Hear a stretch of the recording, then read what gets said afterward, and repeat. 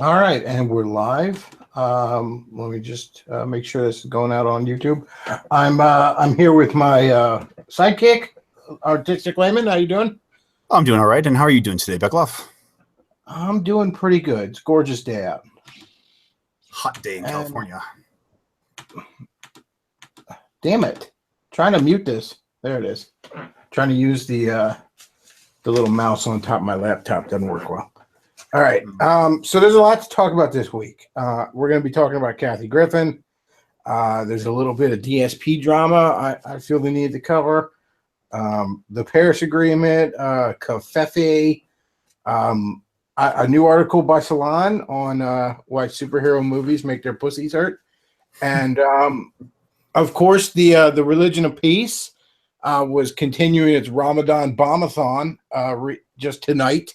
Running over a bunch of people on London Bridge, I guess. And, I mean, the fuck do you expect? I just like, everybody's like, oh my God, you see this? And I'm like, I don't fucking care anymore. I don't care anymore. Like, just how about y'all wake me up when you're ready to take shit seriously about this and, remove fucking kebab. Until then, I'm just going to be, enjoy my life, reading some comic books, going to church, loving the fact that I live in a nice white Christian redneck ass fucking town, and y'all stupid liberals who vote for this shit can deal with it. In the meantime, okay, whatever, Ramadan bombathon continues. London Bridge is falling down. All right, so what do I want to cover first here? You know what? Let's go ahead and do this article first. Now, I haven't read through this article yet, but I feel that it's important to share because Luke, could you bring up the picture they used with Donald Trump on Wonder Woman's head? Okay, let me see if it get working. But okay, so let's bring this up. Here we go. Yeah, that's the picture they used for it. The movie, or I'm sorry, I can't talk tonight. Over at salon.com, the article is Superhero Films Are Bad for Democracy. The movie genre, and by movie, it actually was a genre before they started making movies of it, Salon. I don't know if you knew that, but this is actually based on some source material. I don't know if you were familiar with that. But anyways, the movie genre epitomizes the right-wing idea that we need elites to save us.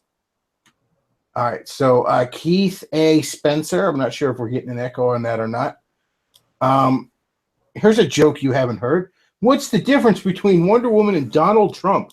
One is a moralistic aristocrat with a superiority complex about Western civilization who automatically thrusts their warped notion of justice upon the world. The other, of course, is the president. Now, I just want to stop right here, and because I have not read this article. I briefly skimmed it to see if it was like, I've now read this article, and I just want to say I already can tell this is going to be yet another example of how leftists just fucking hate the light, don't they? They just hate anything good. They hate, beauty, truth, greatness, faith, family, freedom, all those things that make life worth living. They hate them because the modern leftists are dark, twisted, evil motherfuckers. Oh, just so you have a robot voice again. Of course I do. God, cocksucking, damn it. I hate this fucking... Hang on. I have just a picture for just such an occasion. Should I continue reading the article? Let's see, where were we? Okay, well, the article leaves off here. Oh, yeah, one's the president, which is a funny little joke here. Lest you think I'm signaling out the hero du jour, I should note that that virtually any superhero can be inserted into that joke. Batman, Superman, Wonder Woman, Thor, Iron Man, with a few exceptions. Superhero blockbusters read as if they were underwritten by the American Enterprise Institute. Really?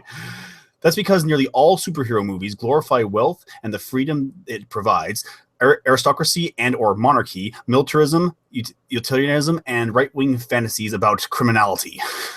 In other words, wow, being wealthy is a good thing. Yeah, it fucking is. Wow, having your shit together is a good thing. Yeah, it fucking is. Wow, being a criminal fucking scumbag is a good thing or a bad thing. Yeah, it fucking is. In other words, superhero genre likes to actually, take a good solid look at right and wrong, good and evil, doesn't it? I swear, I'm so fucking pissed off right now about this fucking robot voice thing. Oh, I have tried to troubleshoot this fucking problem so bad, and it's boiling my fucking blood to the point where I'm half tempted to stop ever fucking doing the live streams anymore until I can find another platform. Anyways, you might object to this harsh critique of America's most beloved and profitable film genre. Yeah, sweetie, I do. I'm sorry. I keep thinking this is a woman that wrote it because They got Keith Spencer. it writes like a fucking woman. After all, I am gonna call him sweetie because he is a little bitch. After all, these movies are little more than harmless summer popcorn films. See, when they can't subvert it to make everybody a fucking... Because here's the thing. They were able to do that shit in the comics where you replace everybody with a degenerate piece of shit. The Muslim Miss Marvel, and we're going to have every character replaced by a mulatto faggot or something like that. You got... Is this me? I got... God damn it. I'm sorry. I got a salon ad in my fucking... ear here. Oh no. God. Superhero films are far more than moving pictures. They are billion-dollar spectacles. Yes, I know. Many impressionable children. Jesus Christ. Many impressionable children come to identify with the archetype of ultra-unique mercenary hero, unilaterally deciding what is right and wrong. No, more like just enforcing what is obviously right and wrong that people who don't have drastically broken souls can tell. Spider-Man swings by an alley and some fucking Dindu thug is mugging some old man. He knows what to do. He doesn't have to take a goddamn philosophy class to figure out what needs to be done there, does he? Anyway, the newly released Wonder Woman is an excellent example of the worst kind. Okay, this paragraph looks like it's going to be spoiler-filled, and I actually have not seen Wonder Woman yet, so I'm going to skip to the next one. The recent Thor and Superman films begin in much the same way. It is telling that these otherworldly paradises that superheroes often fall from have medieval politics. Yeah, they fucking do, don't they? Because maybe, just maybe, that shit works a little better. Wouldn't it be nice to see a superhero come from a planet of primitive communists or no? How about fucking no? This brings up an interesting point. I did this years ago on my blog. I wrote a little article because something came to mind where I wrote an article on why Nazis make better supervillains than communists, because I did a list of my favorite Nazi supervillains, and I thought to myself, why not do one with communists? All right, see, good for the goose, good for the gander, right? And I realized there weren't any. Now, wait, really? There are a few supervillains who have ties to the Soviet Union government. Omega Red is a good example. Basically, a super soldier the Soviet Russian government created. But he's not a communist. He's a Russian. You could have made him any nationality that is just at war or odds with the United States. You know what I mean? There's nothing inherently communist about his worldview. And it's like that. Like, literally the only one I could think of that was truly a communist and at all intimidating was the Borg from Star Trek. Other than that, and the reason being why Nazis make better supervillains than communists is because communists are fucking pathetic. Communism is an ideology of crabs in a bucket, of pulling everyone down so that we're equal. Nazism, and again, you can argue on how accurate, our Indiana Jones Marvel Comics view of Nazism is. But the point is, even if you take the most cartoonish Red Skull version of it, it's still an ideology of greatness, wanting to lift things up, albeit perhaps on top of a mountain of skulls. But nonetheless, these are men who believe that we're making a better world. Yeah, just want to drag everything down. Yeah, when I first read that passage about the why don't they come from primitive communist cultures, I laughed out loud. Like, there are no heroes from communist cultures, you idiots. There are no heroes, there are no villains. There's nothing but black and white, a okay. grayish blob. You know what I mean? There's actually an alternate universe story called Superman Red Sun, where Superman's rocket lands in like Soviet Russia, and he's like the communist Superman. And even like in the story, communist leaders kind of talk about the fact that Superman's very existence sort of pokes at their ideology.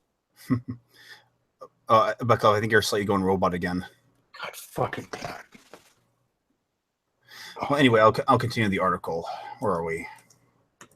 I don't think they're seriously halfway ready to fucking stop doing this anymore if I can't troubleshoot this problem. Let's see. Recent with anarcho-syndicalism. That's what they were looking for.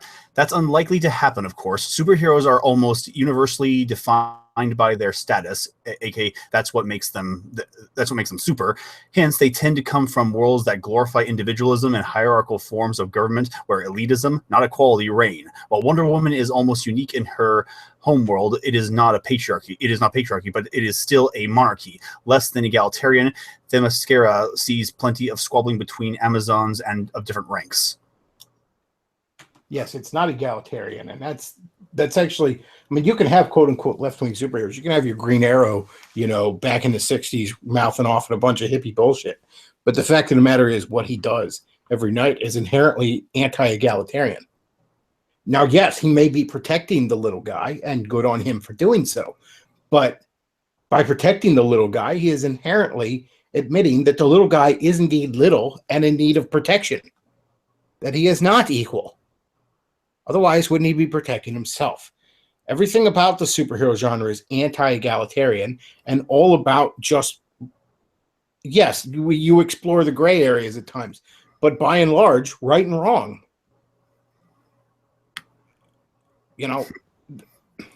Every superhero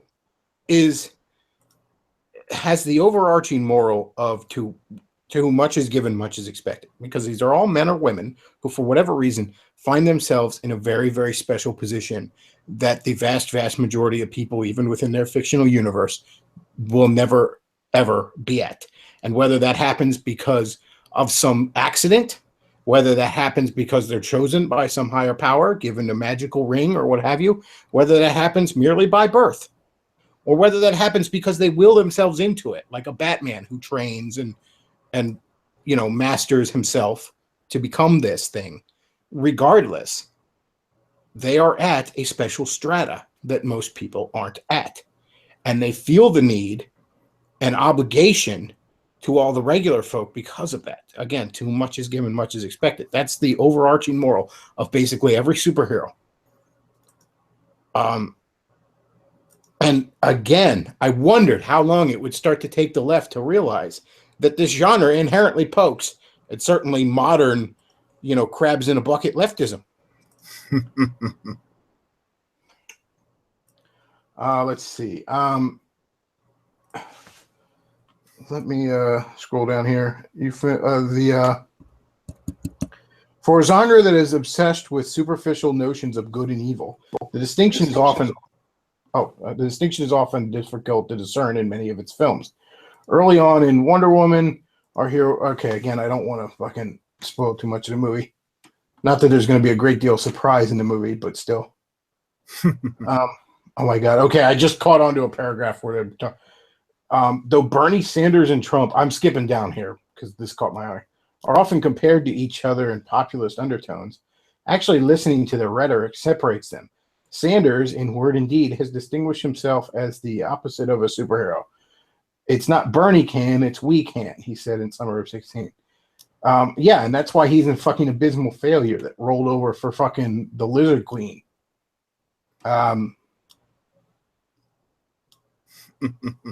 We are living in an age of superhero politics. The voters, or at least the Electoral College, well, the voters, when you minus the 3 million who weren't eligible to actually fucking vote, chose a candidate who didn't offer a vision or a movement, but a decree from above. If you watch a lot of superhero films, you might note that many end with scenes of massive cheering, clapping, okay, blah, blah, blah. I've often wondered if this was subtle self-awareness to this. as if CEOs of these movie studios had to make sure that it's okay to let the elites rule over us so long as they maintain populist support. The elites, sweetheart, and I'm going to call him sweetheart again because I forgot that this isn't a dude. It's certainly not a man. The elites always fucking rule. Always. I don't know if you knew this, but the several times communism has been tried, there were leaders.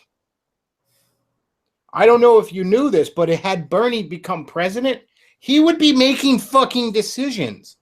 He wouldn't be just taking a goddamn vote every time he had to, make a stroke of the pen. The elites always fucking rule. The question is, the great questions are, how do you choose those elites, and how should they rule, and how should the people respond when they rule badly?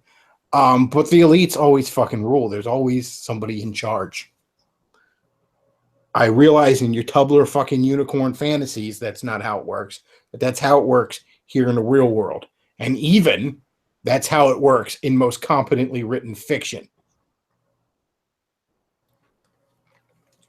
Let's see.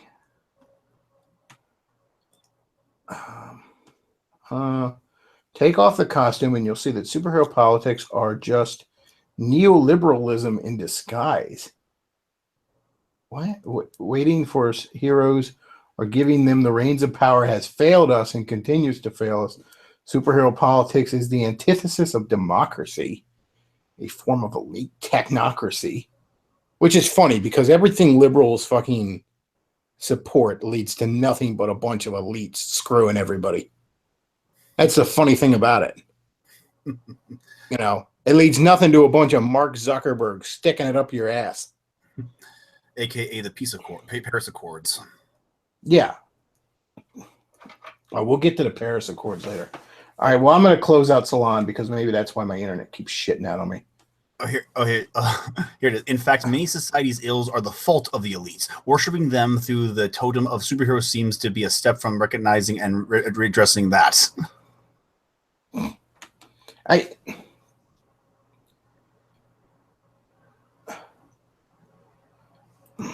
I really don't. Oh, I'm sorry. I also noticed I don't have you in the focus because I got back in. But here's the thing though. When I realized Movie Ball was kind of a liberal nut, I kind of made the joke that maybe because he worships superheroes too much, they has this ego problem of thinking that the government can solve our problems because maybe he's reinterpreting the superheroes as the government that saves us. Well, I mean, superheroes aren't even, and that's actually sometimes really interesting superhero stories when you show, the relationship that the government would have with these beings that operate outside the law, but do so out of obvious necessity. You know what I mean? I mean, you can't, it's obvious you need the Justice League if there's a bunch of supervillains running around, but how exactly does the government, work with them? But yeah, they usually operate out. That's actually one of the reasons. Somebody asked me on Ask FM one time, if you think torture is wrong, why would you be okay when Batman tortures people? I'm like, well, first of all, Batman is not real. But second of all, I don't think torture is wrong so much as I think it's lawless. I don't want the government doing it because it's lawless. Batman, by design, is already operating outside the law. Okay? So if I want to shut him down for torturing, I have to first shut him down for even fucking being a vigilante in the first place. All right? So, we've already crossed the lawless bridge the moment we're dealing with this.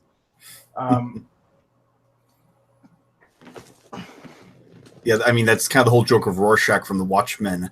They're trying to say that Batman is just a vigilante psychopath. Well, I mean,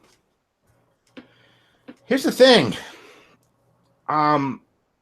It's, we just mentioned earlier, we had the Religion of Peace spreading its peaceful message via a van earlier here on London Bridge. I got news for you. It's gonna it's going to come down to vigilantes on dealing with the fucking Muslims.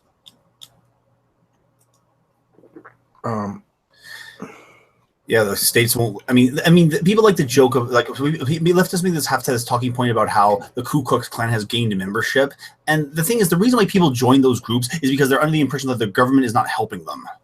Yes, the gang is little more than a rudimentary form of civilization. You look at impoverished Hindu fucking neighborhoods where the gangs rule. The gangs rule because there was no other fucking rule. And the gangs became, in some cases, at least somewhat benevolent fucking leaders. Sometimes not, but I mean, better than just random fucking chaos.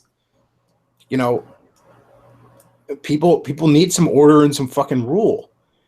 And when the governments fail, people will step up. And that's not necessarily that good of a thing. It's just inevitable. I mean, you get to the story of Batman. Why is Batman fucking Batman? He's Batman because the police have allowed Gotham City, the government of Gotham City, has allowed it to become a fucking hellscape. Batman doesn't need to be Batman in a normal city. Or even Green Arrow. That's his whole subplot. Yeah,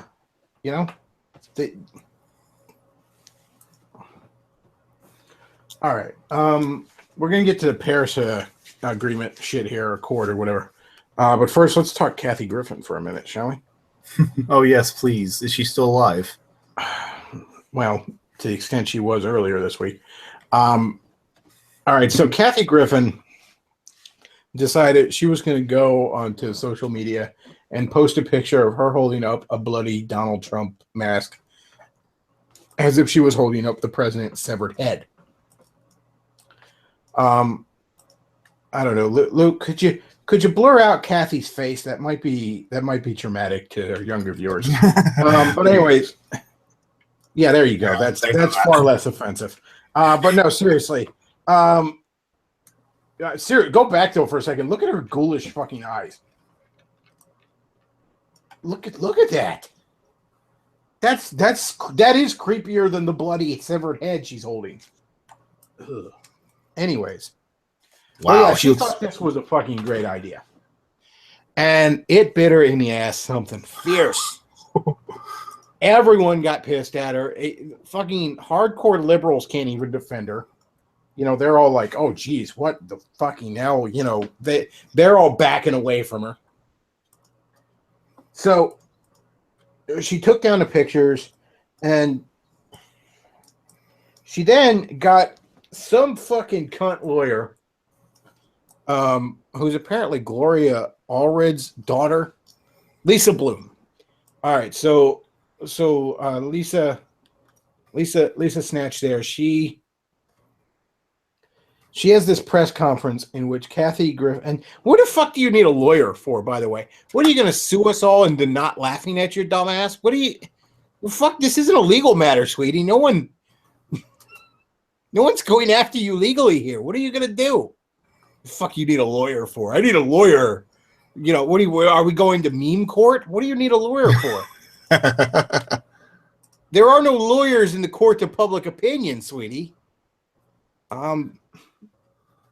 Anyways, she has this press conference where she cries up a fucking storm about how the Trump family is bullying her about this. Because, here's the exchange.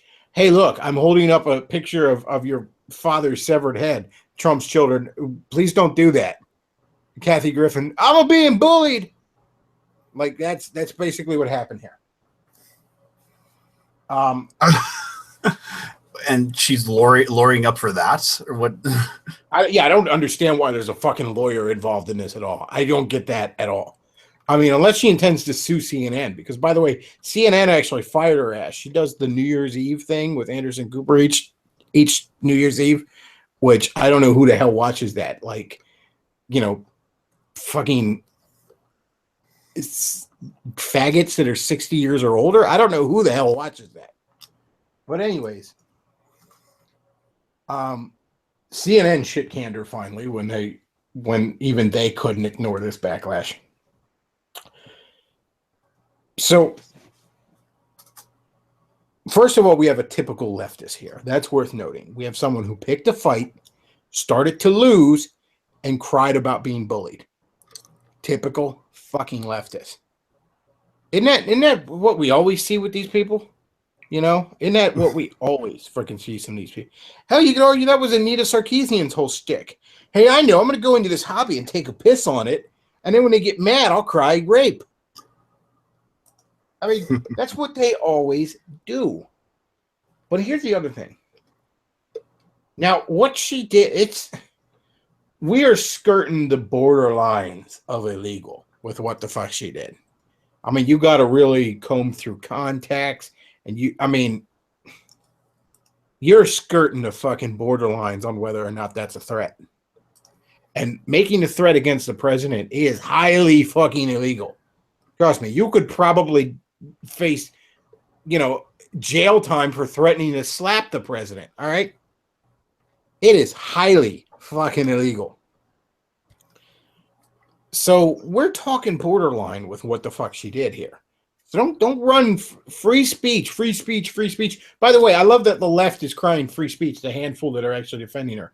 When just 6 months ago, when the right wing was asking to not be shut down at every term, they mocked it with free speech. Remember that? Yeah, free speech when it's fucking convenient, huh? Well, here's another thing that occurs to me. I would naturally be inclined to let it go.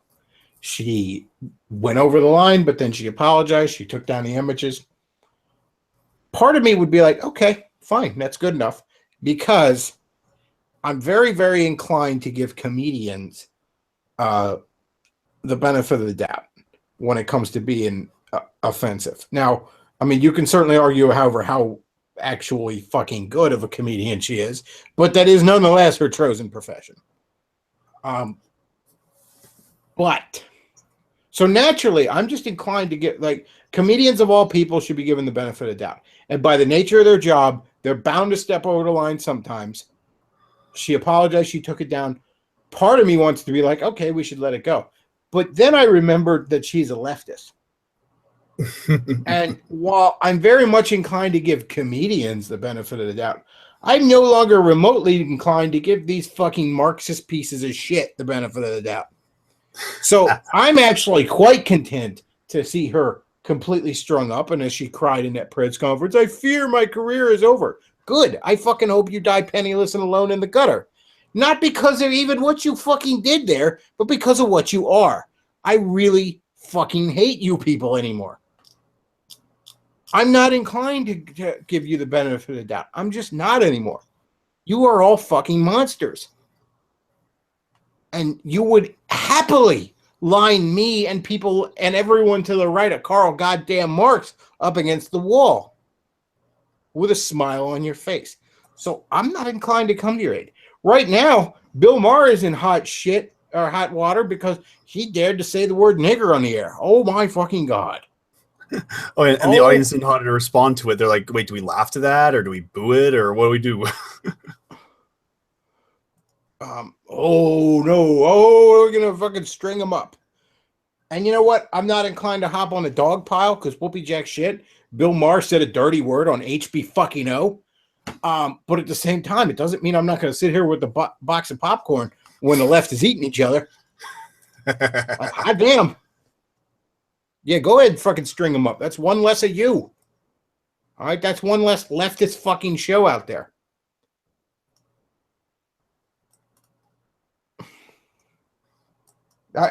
I hope her fucking career is done. I hope. And you know what else? This is real. Kathy Griffin wants to talk about how people are bullying me. I don't know if you've ever watched any of Kathy Griffin's quote-unquote stand-up specials. They can almost barely be called stand-up specials. But what they always amount to is because she's a D-list celebrity kind of on the outskirts of the mainstream entertainment industry. You know, she gets a role here and there, basically. she will be telling all these sort of stories of her interaction with A-list celebrities and Hollywood producers and whatnot. Basically, she runs her fucking mouth and gossips for an hour. And credit where credit's due. A few of those specials were kind of amusing. I mean, it's all shit she really shouldn't be fucking saying. She's completely talking out of turn here. But nonetheless, some of it was moderately amusing. I'll give credit where credit's due. That's my ringing endorsement of her fucking career. Some of it was moderately amusing. Like, you could put that on the DVD of her fucking specials. You could put my quote on the back there. Some of it was moderately amusing. Chris Bechtloff. There you go. That might be the best quote she could find, too. So feel free, Miss Griffin. You can quote me on that. Some of it was moderately amusing. But nonetheless, this woman's entire fucking shtick was talking shit about people. And she wants to run her mouth about people talking shit about her. No. That's as bad as when all the Channel Awesome guys cry every time they're criticized when they criticize things for a living. No, guys, you don't get to do that. It's as bad as, Amy Schumer wants to run around demanding to be treated like a lady when she made her career joking about abortion and HPV. No, sweetie, you don't get to do that anymore. Don't work like that. So Kathy Griffin's getting strung the fuck up. And I'm quite content to watch it happen. Good. Fucking good. You're lucky Trump isn't the monster you imagine him to be, or your ass would be a Gitmo right now. That'd have been just the last fucking picture you ever post on your social media accounts, and we never heard from your fucking Skeletor-looking ass again.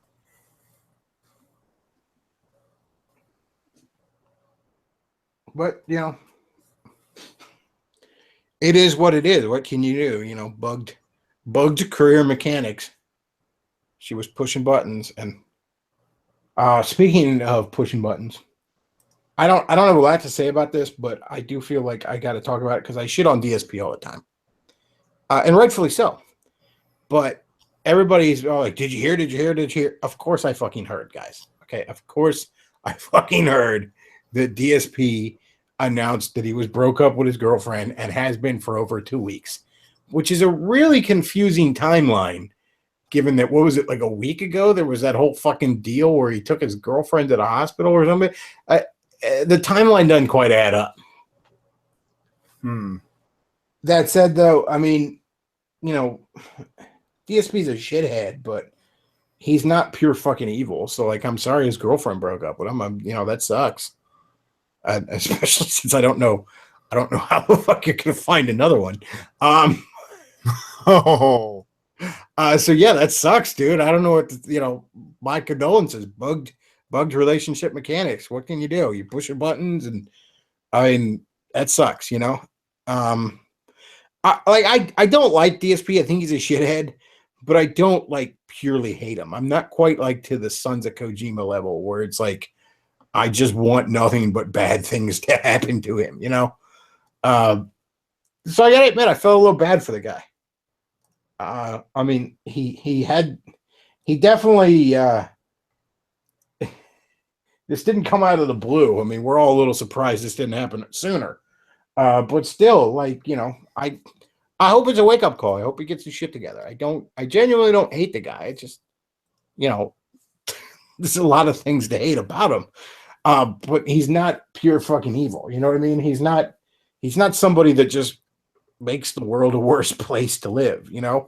He's not out there talking about Russian conspiracy theories all the time. You know what I mean? He's not advocating for fucking Marxism and atheism and feminism. You know what I mean? He's just some dipshit that sucks at video games for a living. And gets paid perplexing well for it. Yeah, it gets better than Spoonie. Give him that. Well, of course, he is actually doing the work, so he has a right to ask for money. Yeah, in all fairness, he is putting out videos. He doesn't interact with fans. I mean, at this point, I'd say it's easier to be a DSP fan than a Spoonie one. And speaking of which, interesting thing happened with Spoonie here this past week. Yes. And I don't want to harp on this too much because I did a big thing Sunday about it, but Spoonie's Patreon went up, but also down. This is kind of interesting. The number of people donating to him went from 210 to 203. And yet the money he was getting has gone from the lowest point, isn't even pictured there. Apparently it was like 680 was the lowest point, to then over $1,000. This is kind of interesting. Now, a lot of people are I caught this from Blackface Kermit on Twitter, and there's a lot of speculation. Apparently one of the new Patreons on there, screen name is Linkara, and he says that he knows Spoonie personally and has talked to April personally, and that's why he decided to help him out in his time of need, but then ends the message by saying, "I'm not Linkara." Wink. So I don't know what's going on there. Could be a buddy. Obviously, a buddy is bailing him out. Could be Linkara. Oh, Bechtloff. What? So how long ago was this picture taken? What picture? The picture that we're looking at. I don't know. Why? Well, because now it's 199 Patreons for only $743. So it's back down. It's slightly higher. Like it's like there's 11 Patreons less, but they're $43. It's $43 more. Oh, I thought you said it was under 1,000 now. Yeah, it is 743. Oh, well, so it's back. Okay, well that's really weird then. Okay, so some of the things people were speculating is that Linkara was bailing him out. Another thing people were speculating, and again, this is entirely speculation. I just find it interesting. Oh my God, I'm picking on the guy. Well, too fucking bad. He's a public figure. I'm commenting on the public, the public shenanigans of a public figure because I find it interesting. And that is always going to be the running theme of this channel. If I find it interesting. I don't know how to do anything else. Anyway, so some people are speculating that Linkara bailed him out. Some people, and Linkara's Patreon is probably fucking higher than Spoonie's. I didn't even look, but I can't imagine it's not, because Linkara actually does shit, like him or not. Some people are speculating Spoonie somehow donated to himself through another account. I don't know if that's even feasible to do, but to make himself look better. And it's back in the $700 range. That's interesting. After spiking up to well over 1,000. What is the simplest explanation, and therefore, Occam's razor, the most likely, is that he's lost patrons because the whole blowing up of Jim's video was a wake-up call to a lot of people that, hey, why am I still supporting this guy? Or even some people who just had it on auto renew and realized, oh, that's right, $3 a month is going to Spoonie or whatever,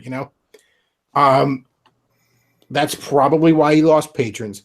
Why the dollar value spiked up is probably because the handful of absolute Dick Rider fans. And I'm sorry, at this point, to be defending Spoonie, you are a straight up Dick Rider, aren't you?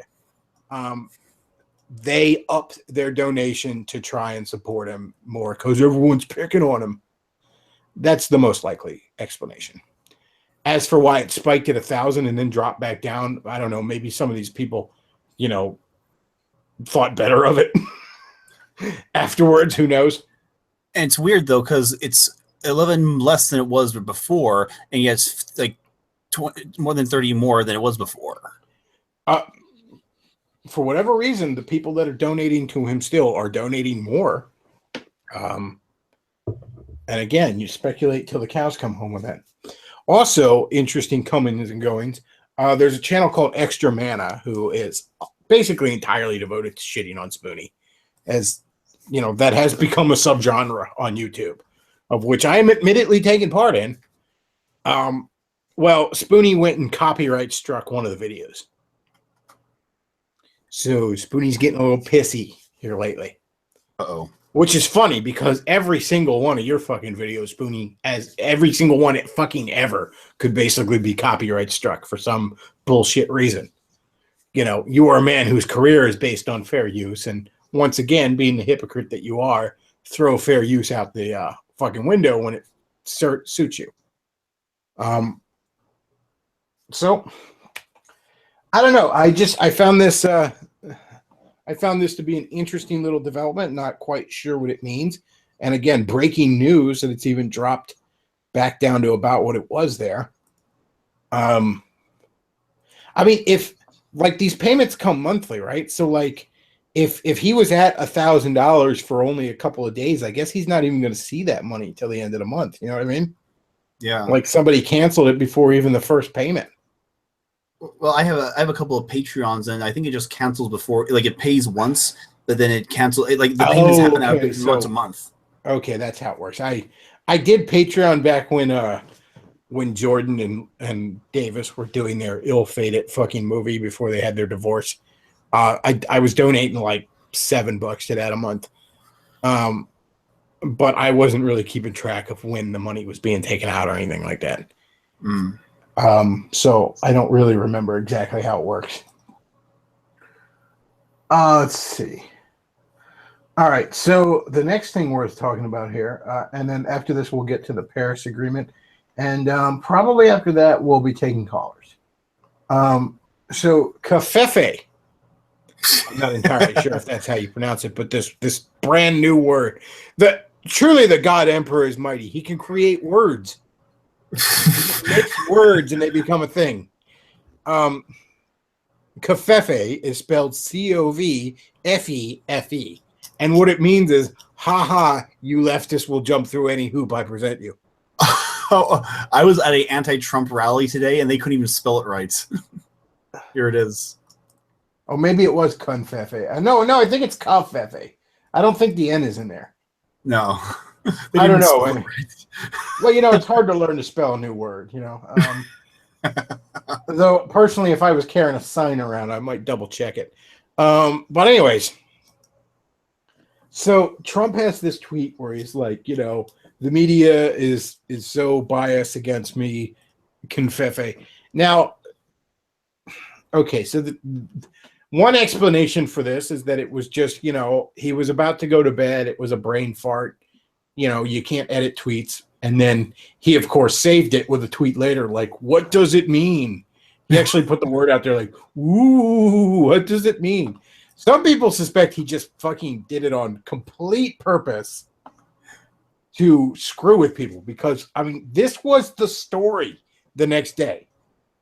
This consumed a 24-hour news cycle, making the media look all the much more stupid. In fact, there is actually, and I don't know if this is shot because I don't watch CNN because I'm not under 60.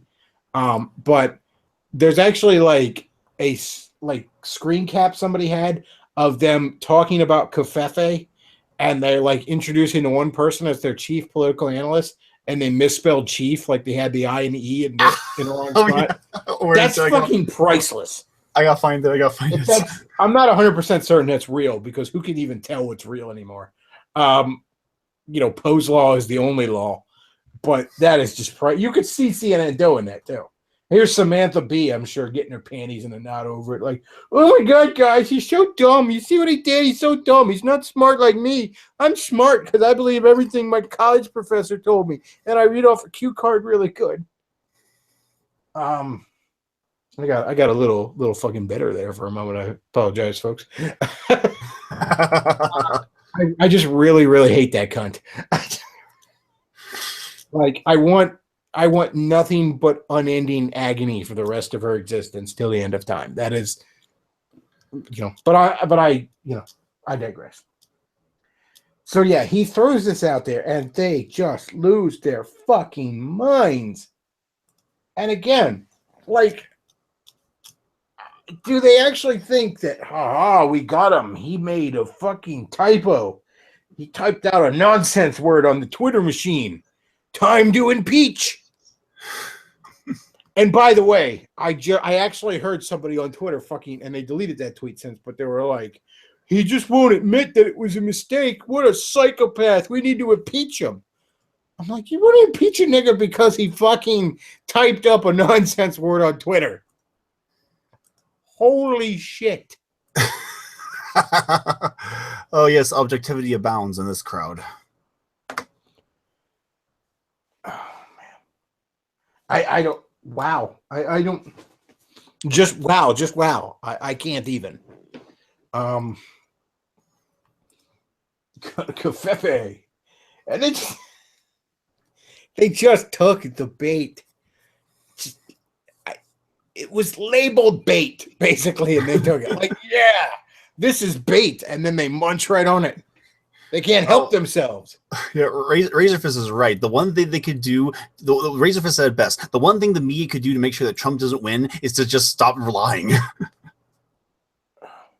or just stop talking about it. The best they could do is ignore Trump at this point. Stop fucking jumping through every obvious hoop, but they can't. They can't. Because you see, these are incredibly damaged fucking people. And it is so easy to make them do exactly what you want when you're in a position like him. That guy, I swear he must have read like RK theory and stuff, because he knows exactly how to trigger their shriveled black little amygdalas. He can make them dance. Yeah, that's the new symbol outside the Oval Office right there. Speaking of dance, so we please talk about the Paris Accords. Yes, that's our next topic. We're getting to the Paris Accords. Okay, so all right, so the Paris Agreement was designed to fight climate change, and what it actually was push a whole bunch of fucking Marxism onto everybody. And Trump was like, you know what? I'm not signing that. Y'all can suck my dick. You know, and they lost their shit. All the pseudoscientists who are predicting the end of the world. By the way, climate change people are predicting the fucking end of the world is coming in 5 years for like 40 fucking years. You know, back when it was originally the upcoming ice age, and then it switched to global warming when it looked like things were getting hotter, and then they switched it to climate change because you could blame any weather on that. Oh, it's raining. It was supposed to be sunny. Climate change. And also, by the way, Michael Savage was doing a really good job of this Friday because he is an actual scientist. He has a scientific background. The medieval warming period was considerably warmer than anything we've seen in the last, since the industrial age.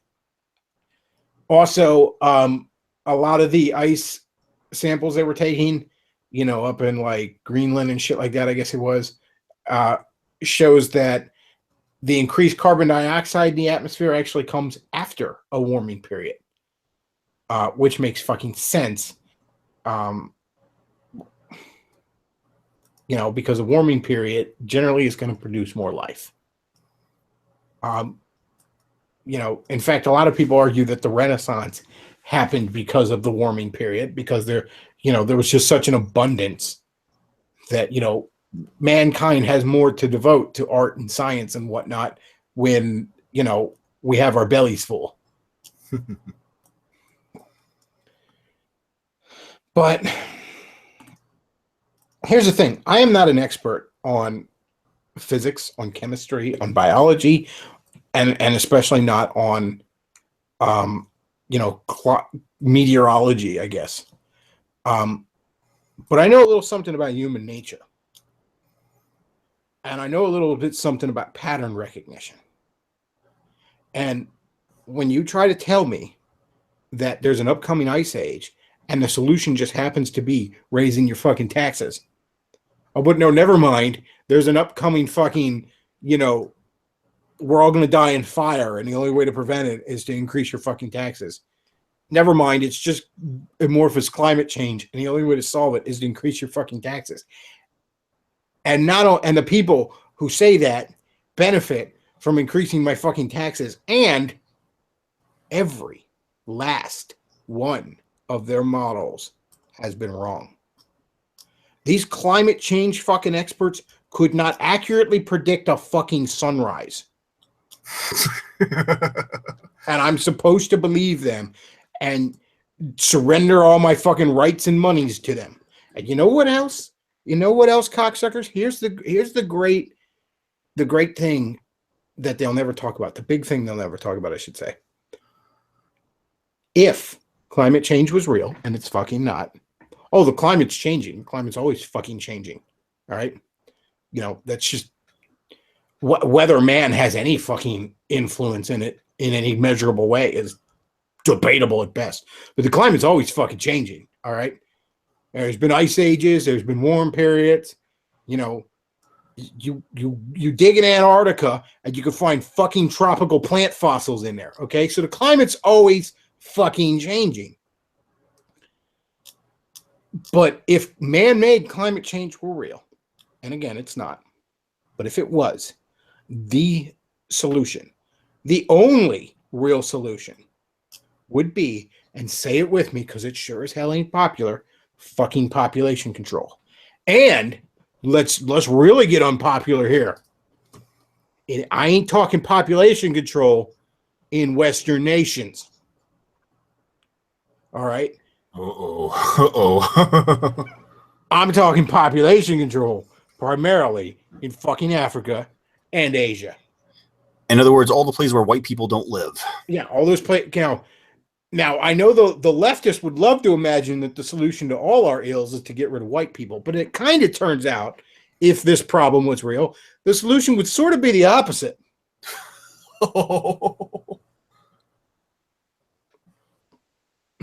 Irony. I love the fact that I tweeted that and some dipshit liberal actually accused me of advocating genocide. As if population control was the same thing as wipe them all out. As if make sure they're not producing like 80 fucking kids apiece is the same thing as, wipe them all out. Because that's the same thing in a liberal's mind, because he's a fucking 6-year-old who can't think in any remote level of nuance there. Oh, but it is a lot worse than that, Bechtloff. I mean, if we're really going to talk about fixing the global warming problem, it's not about just reducing the future populations. We need to cut down the current populations, because we're basically talking about stopping all human activity. But here's the interesting thing. Here in the West, we pollute at shockingly low levels for the standard of living we have. Whereas in fucking Africa, they live damn near like animals. And holy shit, do they have quite the carbon footprint. Because there's the other solution to it.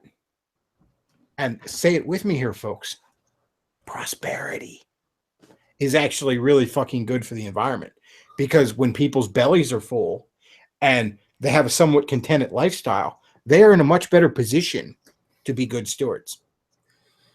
If you ever read World War Z, and I can't recommend that novel enough because it's one of the greatest novels of the past 50 years.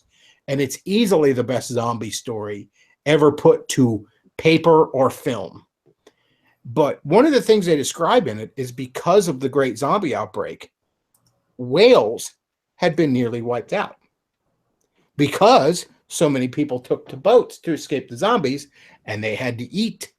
And they started whaling. All those people with Save the Whale bumper stickers didn't feel that way when they were fucking starving. Because good stewardship is a luxury of the prosperous. And let's also forget that environmentalist types are the ones that actually make life worse for the third world by saying, "Oh, you can't dig up coal; that would be pollute the environment." Yeah, I mean, look, I am all for environmental regulation. I am all for it.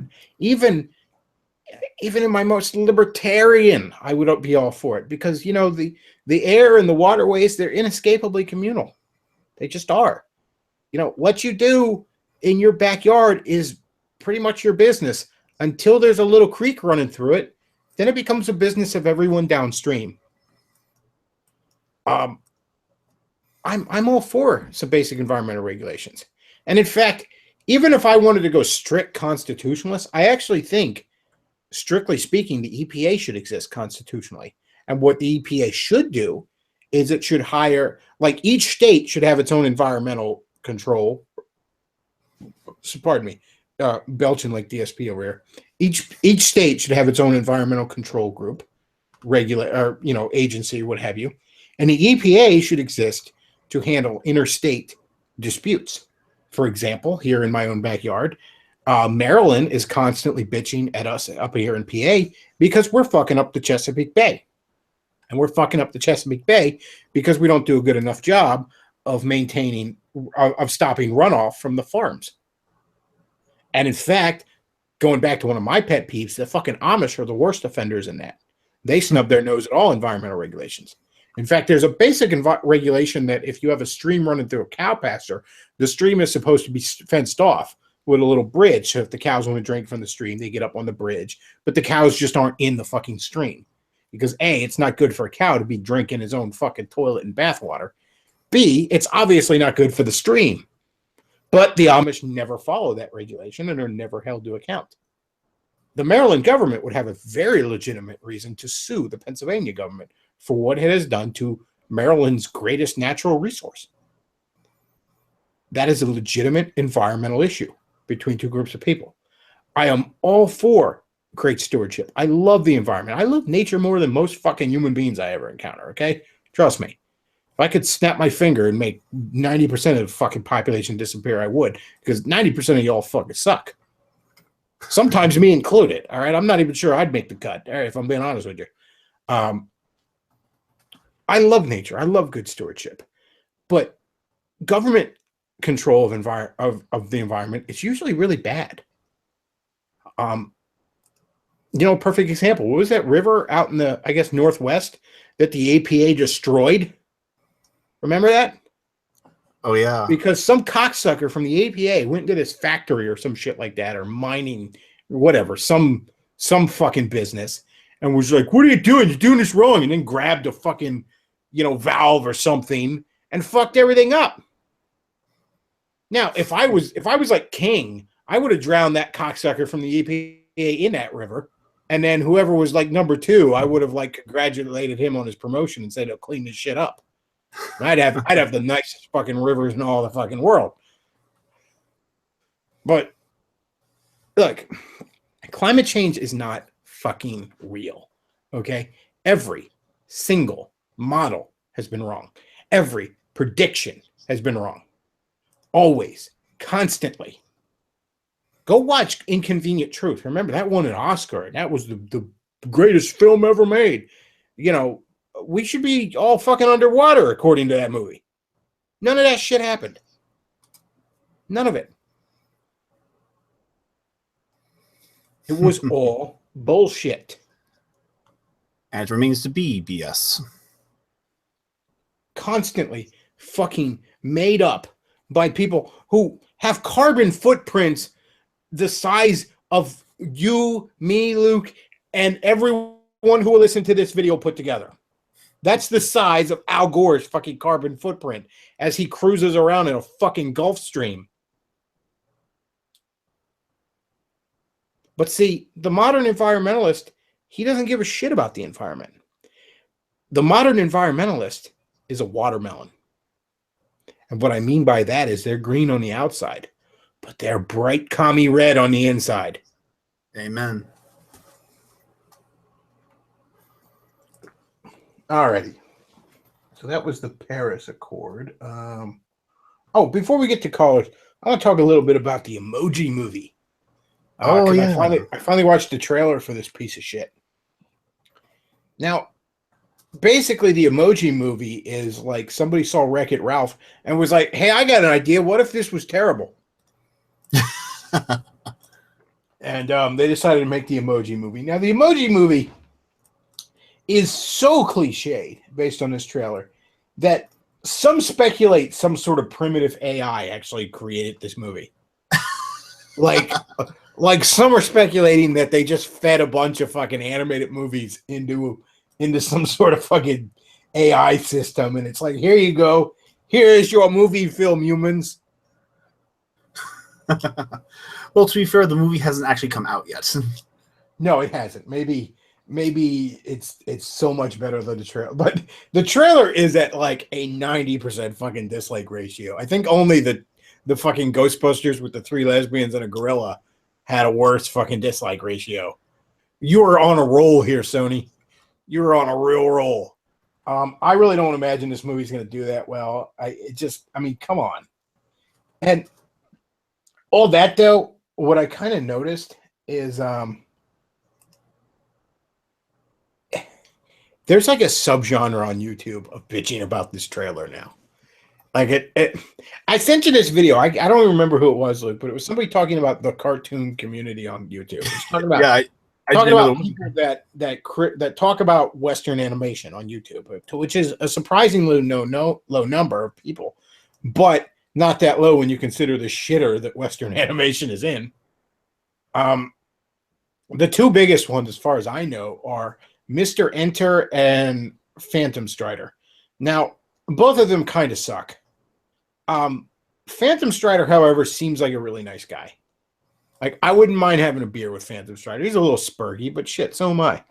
You know, and he's always, you know, when he does his like rants and lists and whatever, he's like, hey, if you enjoyed this, more power to you. This is just my opinion. He's a really nice guy about it. Mr. Enter, on the other hand, is kind of a shithead. Really kind of a shithead. Like, half of his fucking channel is basically bitching about Family Guy. You know why he bitches about Family Guy? Oh man, that joke was offensive. What? It's fucking Family Guy. What the hell do you think it's? There was no moral at the end of this episode of Family Guy. Motherfucker, what do you think you're watching? Here's the dislike to like ratios here. This is a Ghostbusters. Oh, okay. And here's Emoji Movie. It's about the same then. Yeah, Ghostbusters. I'd have to actually do the math to see which one, but that's neck and neck there. That looks that. Though I would rather see the Emoji Movie than Ghostbusters 2016. I mean, all night and day. I'm still gonna give it a chance because it's of the animation medium. You know, what if Wreck-It Ralph was terrible? There's no other way to put it. It's fucking Wreck-It Ralph, but bad, really bad. Wreck-It Ralph wasn't that great, but it was at least a decent movie. But I guess this movie illustrates the creative bankruptcy of Hollywood. I mean, how bad could we be when emojis are the only thing for source material we have for right now? God forbid you come up with an original script. You'll just buy the rights to anything.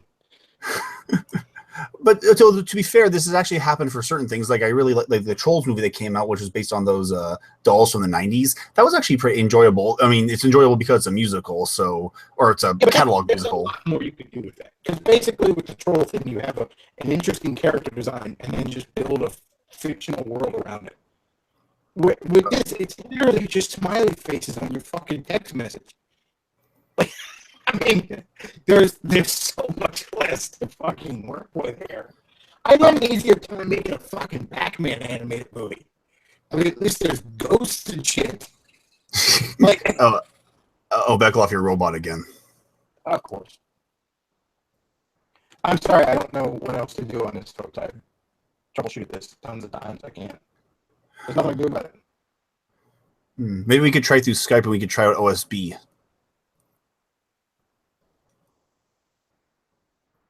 But anyway, yeah, there's also let's see. The only movie that did this was the Troll movie, which was actually very amusing. It was really silly and stupid, and there wasn't much to it, but at least it was enjoyable. What else was there? Robots. What is the mean Mister?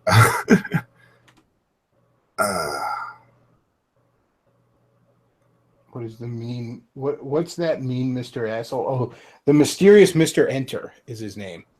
And I mean, he's this autistic guy that like bitches about Teen Titans Go and fucking. I don't know if he even does Teen Titans Go that much. I know he bitches about Family Guy all the time. He does animated atrocities and like admirable animation, or his two shows, quote unquote. And like, it's always just like, oh my god, this thing in Family Guy was really tasteless and offensive. Like, no fucking shit. Have you never watched Family Guy up until now? Like, oh well, you really? I'm shocked. I can't believe Family Guy would be so crude and thoughtless. That's, you know. And then, like, I don't know. I had never watched any of his fucking My Little Pony videos because I'm a heterosexual man. But, and then here's the other thing. This is something else that drives me nuts with the cartoon community. Is all you motherfuckers that are out there bitching about Teen Titans Go. First of all, Teen Titans Go is actually pretty popular on Cartoon Network because it's just a silly little parody superhero show that little kids like, okay? I'm sorry that you, at the age of 25, don't fucking like Teen Titans Go, but maybe, just maybe you're not the fucking target audience. All right? You know, I guess after My Little Pony, guys in their fucking 20s expect every cartoon to appeal to them, even if they're not the target audience. But sometimes it's just not going to. Here's the other thing, though. All you motherfuckers that want to run around talking about how Teen Titans Go besmirches the memory of the original Teen Titans, the original Teen Titans kind of fucking sucked, all right? It was never that good. Even I have to admit that. I mean, remember, did you ever watch the whole segment about the whole Darkseid or Slade backstory? Yeah, the reason he's called Slade in that cartoon and not Deathstroke, and I mean, maybe you like it better being called Slade. Okay, fine. But the reason is actually incredibly stupid. It's because some network executive thought that you can't say death in a kid's cartoon. That's fucking faggy, all right? Here's the thing.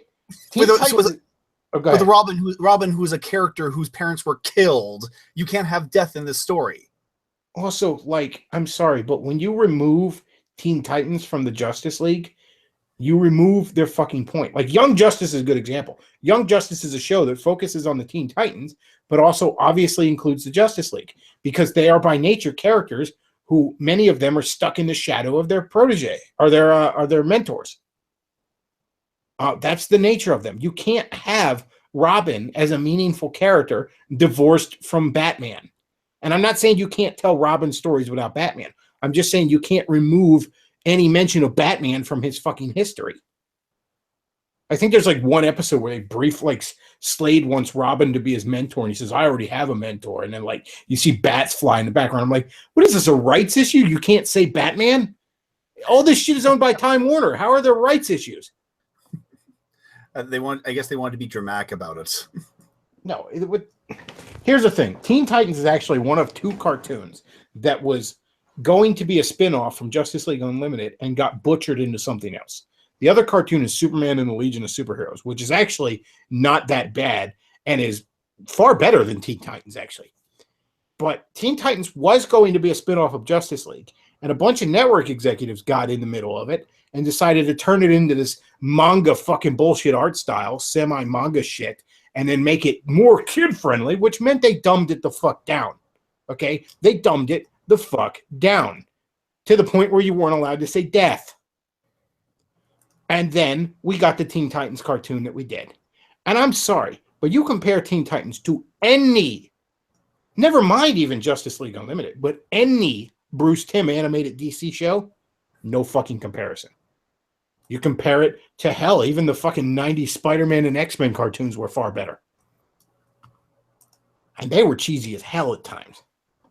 And the animation was rough because those character designs were way too fucking detailed. So the animation was often very fucking stiff in those cartoons. Still, better than fucking Teen Titans. And I'm not even going to say Teen Titans was complete ass. It was okay. Given all the bullshit network meddling in it, it's actually kind of good when you consider all the bullshit network notes that got thrown onto it. But you compare it to Justice League Unlimited, a show that was on at the exact same fucking time, and there's no comparison.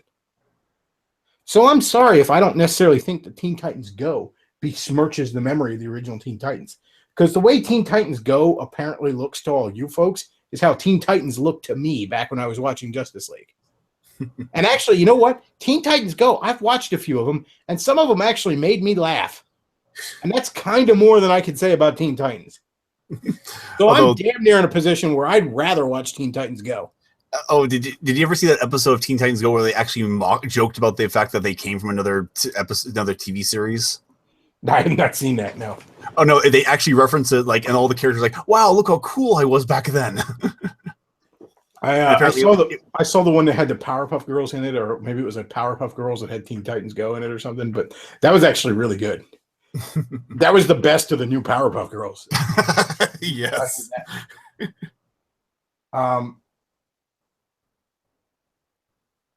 But yeah, And here's the other show that was supposed to spin off from Justice League Unlimited and became a completely different thing. If you ever watch Justice League Unlimited, there's an episode in which Green Lantern, Green Arrow, and Supergirl all get transported to the future to help out the Legion of Superheroes, which is a superhero group in the 30th century. The reason those three were picked is because the Legion of Superheroes, they kind of picked them at random. It was one of those sort of almost deterministic time travel stories where they said, like, history records that 3 Justice League Unlimited or Justice Leaguers went into the future to help the Legion of Superheroes, which is this mission. So we're going to bring them into the future, and it just sort of picked those 3 at random. What they didn't tell them towards the end was that history also records that only 2 of them returned.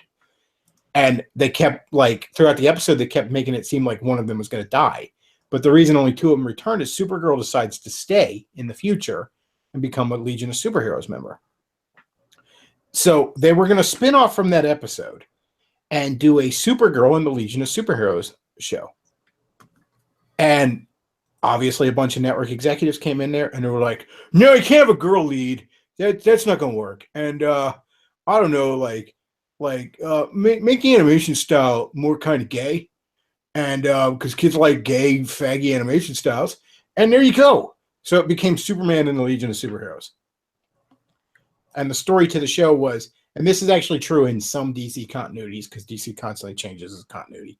Some DC continuities have it that Superman, when he was a teenager, actually went into the future, was brought into the future, and was trained to be a superhero by the Legion of Superheroes and then sent back in time. Again, one of those we did it because history said we did it kind of things. That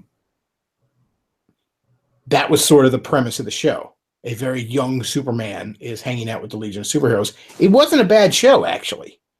While it's disappointing we didn't get a continuation of the Bruce Timm and, Paul Dini style animated universe, it was a decent show. And frankly, it was better than Teen Titans. Because again, Teen Titans kind of sucked, everybody. I'm sorry to burst your fucking bubble there. But, again, not even half as good as any Bruce Timm animated show. Fucking Batman Beyond was better, and that was the weakest of the bunch. Hell, Static Shock was fucking better, all right? Static Shock was leagues above Teen Titans. Although now that I think about it, Teen Titans was in the way it was presented, it's kind of a parody of the whole DC universe anyway, so it wasn't really something to take seriously. I'm sorry. The manga art style was fucking gay. Manga art styles often are. I'm sorry, you compare it to the Justice League Unlimited, a show that was on at the same time. Like, you can't say like, oh, well, that was a different time. No, it was the same fucking time. I mean, hell, that fucking CGI Spider-Man cartoon that MTV only ran for a season was better than Teen Titans. Actually, that cartoon's not bad if you've never seen it. It had one flaw, but it was kind of a fatal flaw, and that was it never had any good Spider-Man villains in it.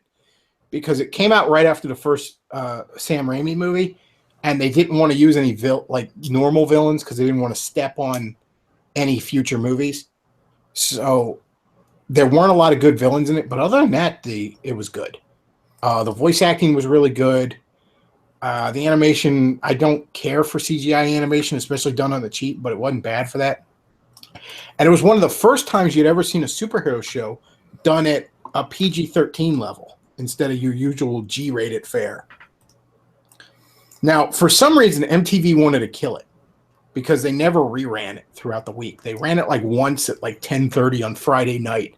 And cable channels will rerun shit a bunch of times throughout the week. Or at least they used to. I don't watch TV anymore, so who knows now. But, like South Park back in the day used to be on at like 10 o'clock Wednesday and then midnight that night and then again Thursday night and again Saturday night. You know what I mean?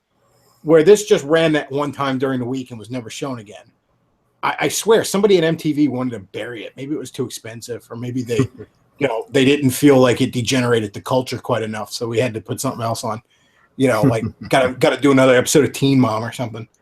But anyways, I got season 1 on DVD, and that was the first time I'd watched even more than like one of them, because like I think I'd seen 2 in the wild, as it were, and then I got the DVD. The only really sad part is it ends on a cliffhanger that's never resolved because the show was canceled. But it's a pretty decent superhero show, all things considered. Far better than that turd Teen Titans. And I know the chat is just so pissed off at me too. I'm sorry to shit on it, but it kind of sucked. I don't know what to tell you. Yeah, Bechtloff isn't worthy of the ovens just for that. It was weak sauce at best, guys. I mean, I watched a few of them, and some of them were okay. That's like the best you could say about Teen Titans. It was okay. Like the best ones were okay. You know, I still, every time I was watching it, like, man, I wish Justice League was on. Shit, you know, the Batman Brave and the Bold cartoon was better in Teen Titans. Yeah, it was goofy and dumb, but it was having real fun with itself. And there were quite a few dirty jokes slipped in there. And it was the perfect way, like they were slipped in just in a way that like kids wouldn't get it. Oh, you know, it was really well done like that. Like the cabaret song where the girls talk about like the sexual ability of the heroes. Oh yeah, there's one where like Batman and Huntress are like tied up, right? And like, you know, and Blue Beetle's there too because he was all over that show, like the Mexican Blue Beetle. And they're all tied up and like kind of backed to each other. And then he's like, Huntress, can you reach your crossbow? And you see her like fidgeting behind there. And Batman just sort of scolds her like, Huntress. And then she has this look on her, this sly look on her face, like she was grabbing his ass or something. That's so perfect. And little kids don't get that. You know, little kids don't know. But, you know, that cartoon was far more entertaining than Teen Titans. Again, yeah, it was kind of goofy and dumb, but it was just the right amount. Like it knew what it was and it was having fun with it. You know what I mean? But yeah, getting back to the Cartoon Network community, I had a little rant on Teen Titans sucking a dick because it does. But anyways, like Phantom Strider is a good idea. Phantom Strider will construct list after list that is little more than an excuse to bitch about Teen Titans Go in one of those fucking episodes. Like just like the top worst cartoons based on other cartoons I used to like when I was 10. Like he constantly does that shit. And by the way, speaking of Brave and the Bold has the best Aquaman ever. Oh my God, it's so good. There's one episode where like Aquaman's personality in that cartoon is like the Marvel Comics Hercules. He's just this big, dumb adventurer that's just having fun being a hero. You know what I mean? Like, huzzah, how about you? Like, he's so there's one episode where him and the Atom, the shrinking superhero, go into Batman's blood and they have to like kill this nanite virus that's in there that's fucking Batman up or something, right? So they're like shrunk down and they're in Batman's bloodstream and stuff. And like Aquaman's like riding around on a fucking white blood cell. And he's all like, I'm going to call you Plankton. And then there's one where like at the end, like the white blood cell's like wrapping around him. And he's like, yes, big hugs. And the like, it's trying to eat you. And he's like, don't insult Plankton. Here he is. Yeah, that is the best Aquaman ever. He's just awesome. Like it should have been his show, really. Like this one scene says, but he looks like he's hurt. But Batman goes, "Are you okay? Why did you tell me you were coming to visit?" I love him, dude. That is one of my favorite like things in any DC cartoon. Yeah, it's so much better than that shitty Teen Titans show. we shall reiterate over and over. At this point, I'm fucking with the chat because everybody's like, dude, I loved it when I was 6. Yeah, because you didn't have any fucking taste when you were 6, okay? You know, you probably also loved picking your nose and eating it when you were 6, all right? You didn't know any better, you know? Well, is a far more funnier version than we had in the Justice League, which is kind of a spiteful, vindictive leader. I mean, there's that one. I mean, technically he's not really vindictive. It's just that one scene where he has this traitor on the cliff, and he just takes him. I believe this is mine. He lets him fall to his death. Aquaman. Well, you know, the reason that was done in Justice League is the one thing that the Justice League cartoon constantly had looming over it was the cultural memory of the Super Friends. Like to the point where, like, the first episode of Justice League, when they talk about forming a team, you know, the Flash even makes that fourth wall breaking joke. What, like a bunch of Super Friends? You know, Superman's like more like a Justice League, and no one had to break out of the Super Friends had to get out from under the Super Friends shadow more than Aquaman. So they went a complete 180 and just made him fucking hard-nosed motherfucker. He ends up with the hook hand by the end of his first appearance. Yeah. Like, they just... In fact, the reason they had Hawk Girl in there and not Aquaman was there were two network notes they got. Number one, you need more pussy in there. We need more women. Number two, no, don't put Aquaman in there. He's stupid. Because, you know... And Aquaman had actually appeared in the Superman cartoon prior.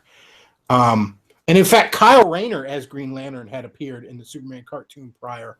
And they used Jon Stewart instead because of a, you know, diversity hire, which I actually liked Jon Stewart in the cartoon. He worked out really well because of his military background. He was a force of, you know, forcing some professionalism onto the team.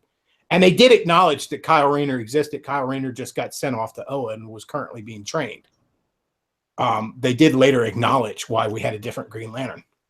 But if you ever watch some of the DVD extras, this is Justice League almost was a fucking train wreck because they were going to like put a bunch of teen superheroes in with them. Like Robin was going to be a member and like Green Lantern wasn't going to be in it at all or something like that.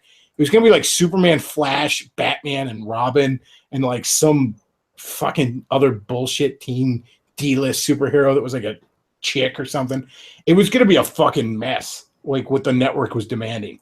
And Bruce Timm and all had to, like the creative guys behind it had to fight tooth and nail to get it to what it was. And they still had to have two fucking diversity hires in it. Because I remember immediately seeing, like, you know, the Hawk Girl there. I'm like, why isn't Aquaman in here? You know, why isn't it the Big Seven? And that's because, well, we've got to have another woman on the team.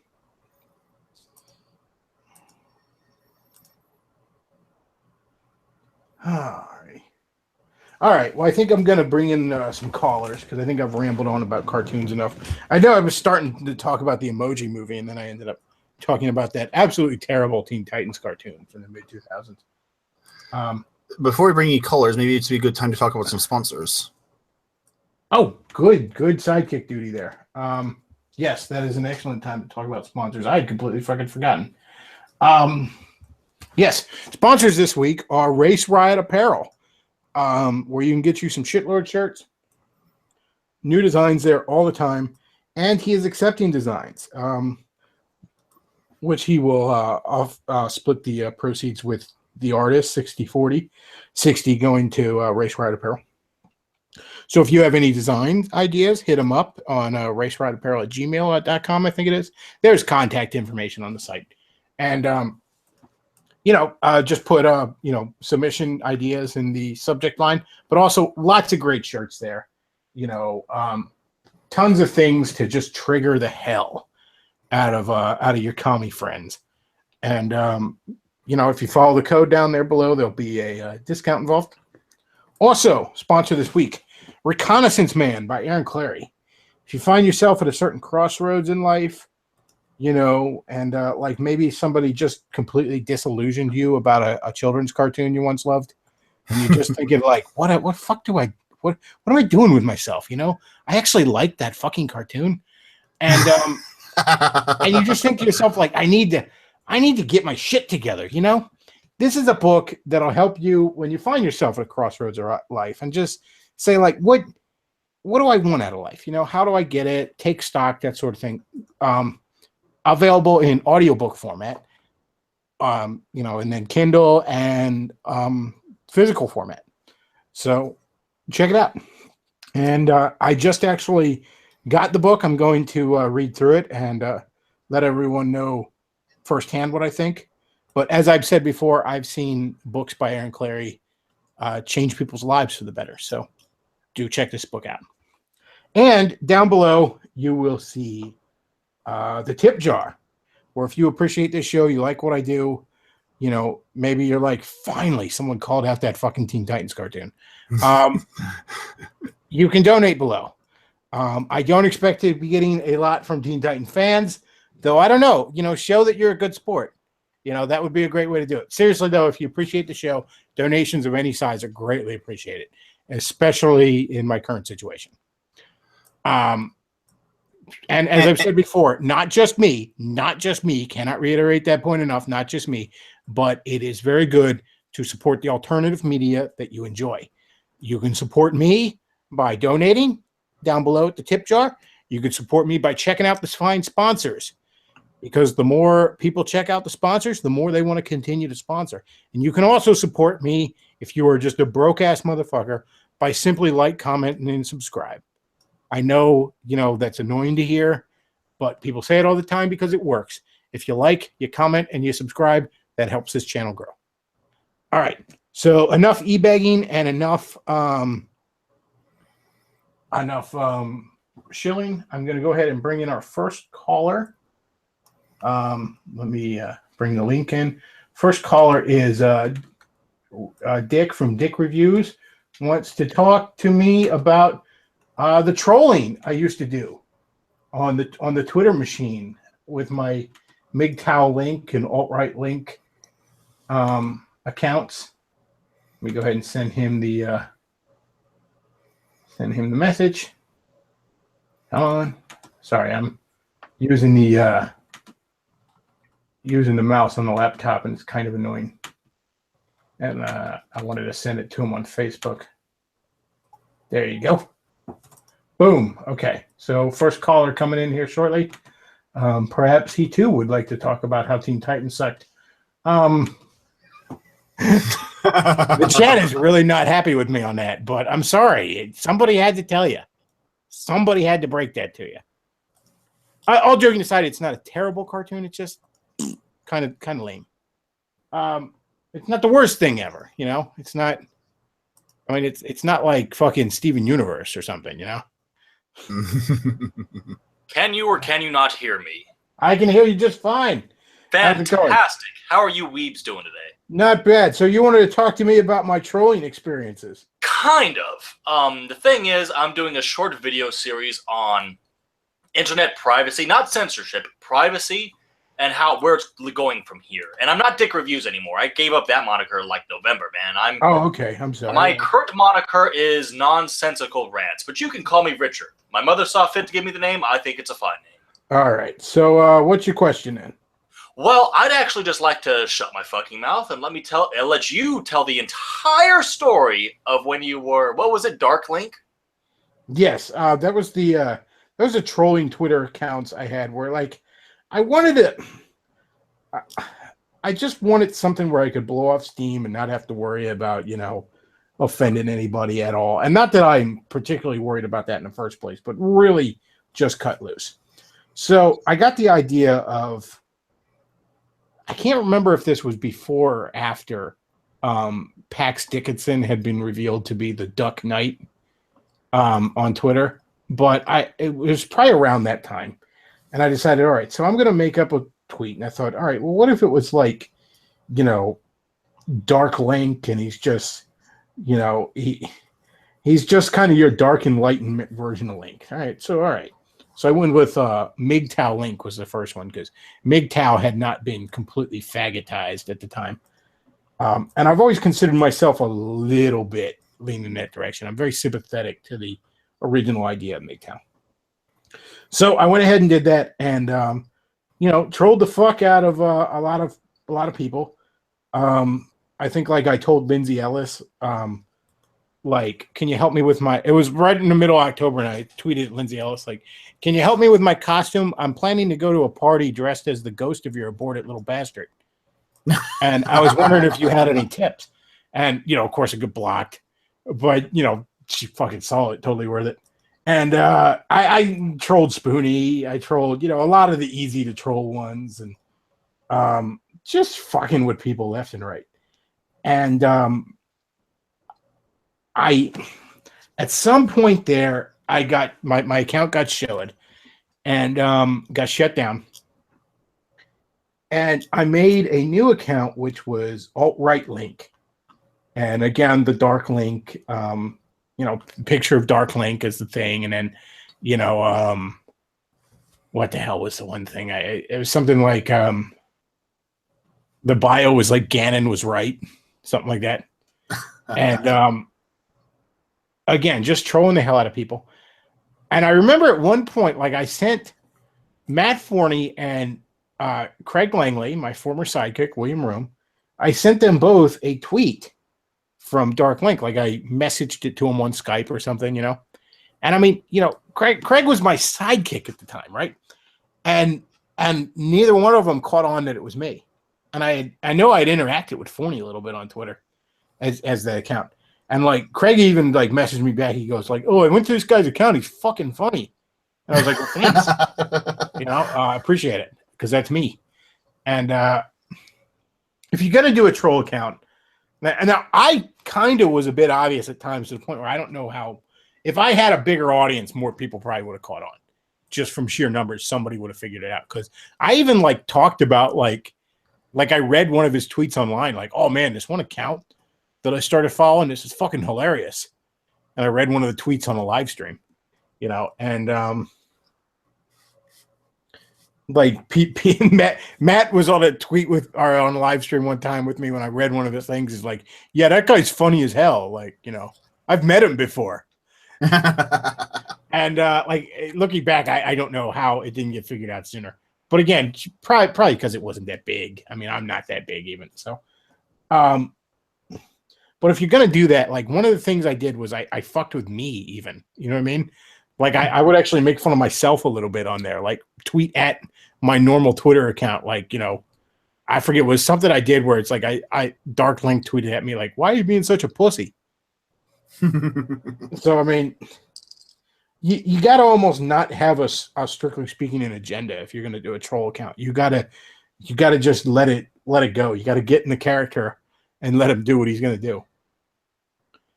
But yeah, this was a little easier because you didn't have to provide a fucking phone number or anything like that. All you needed was an email, So, I mean, you just create a dummy email on Gmail or Yahoo or something like that.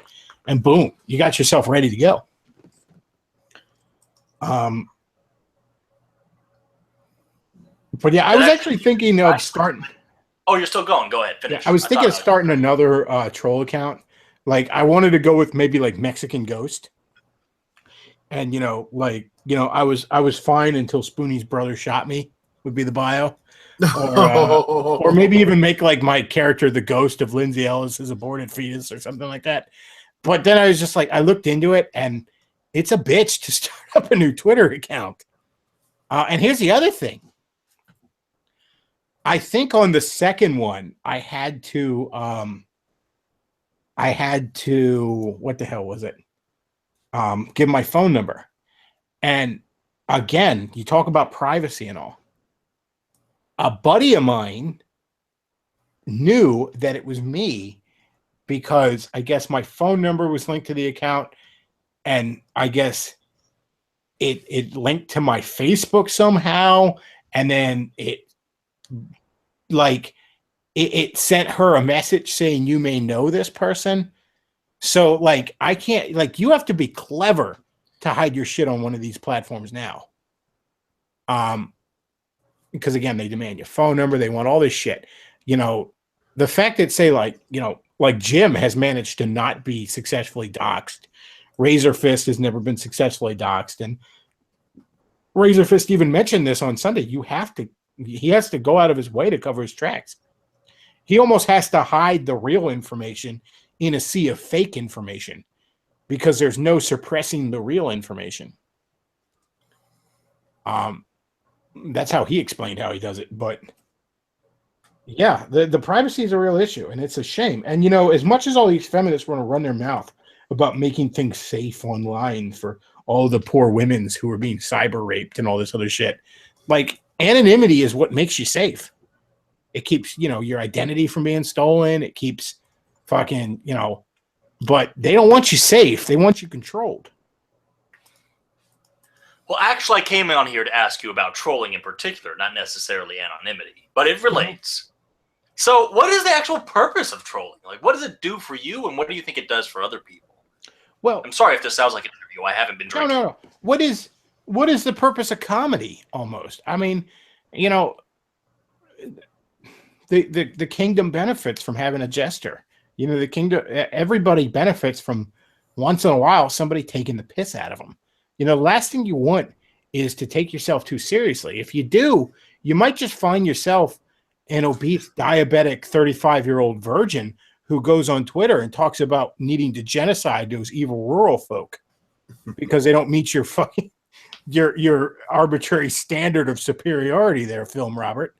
Can we get a gassing Robert image up here? Yeah, get the movie Bob gas chamber, right? Yeah.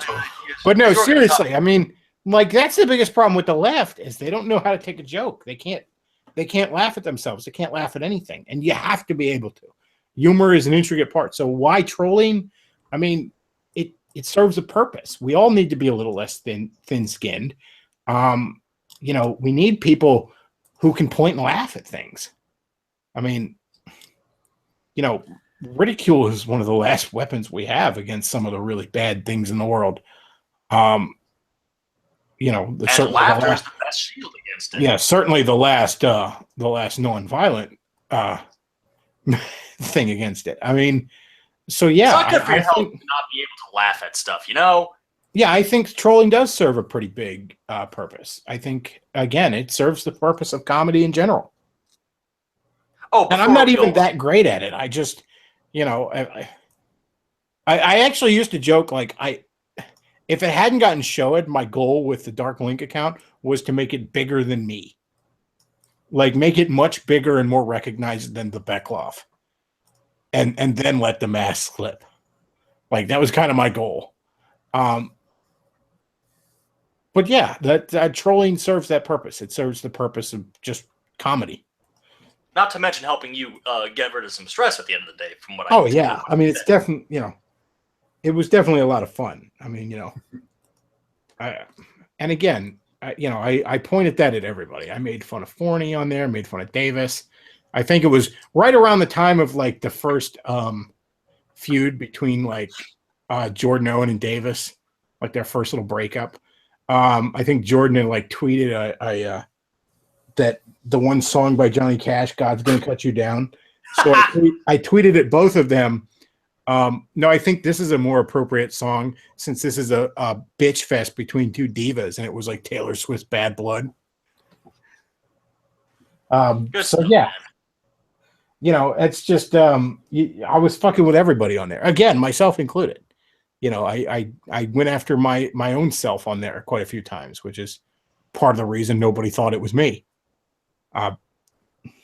Despite the fact that I'm not good at hiding my writing style. I'm really not. Like anybody who looks at just, my mannerisms on a social media, if they were to really analyze it and all, could have picked that out in an instant. I'm really bad at that. But nobody was looking at it, Everybody just saw this goofy troll account. Before I go on, do I have your permission to use that clip of what you just said in my video? Sure. You can take clips of this. Just as long as you link to the live stream in your description of the video, I don't mind if you use clips out of here. Hell yeah. Oh, and before I move on, hey, Virile Journeys. I see you in there, man. Good to see you, too. I'll be commenting in the comments below after the live stream if you want to follow me again. All right, cool. Thanks for calling. Oh, was that? I keep chatting with you about nonsense because that was just me being professional. I want to stop being professional now. Well, I'm gonna bring in other callers, and then I'll. Can I stay? I'll be very polite because I haven't been drinking this time for once. Well, no, I brought you in as a caller, so I'm gonna. I don't want to All be. I don't want other people to be like, oh, I could stay too, and then I got like 10 people in here. But I'll bring you on some other All time. right. Fantastic. Maybe Monday. Yep. All right. Later, bro. Thanks for calling in. And all right, let's bring in the next caller. Who is next? Hang on. Who was the next guy? Here we go. Okay, yeah, because somebody had already gotten the number 2 slot. All right, I'll send him a link here. Perils of live stream. Oh shit. Actually, I think I'm all right. Okay, hang on. Okay, yeah. All right, perils of live stream. Sorry, folks. All right, send in the link to the first caller there. Okay, I'm going to respond to some folks on here. Let's see. Hang on, sorry. I'm going through a bunch of people. Looks like they went in. I'm probably not going to get to every caller today, folks, by the way. It looks like a bunch of people are messaging me.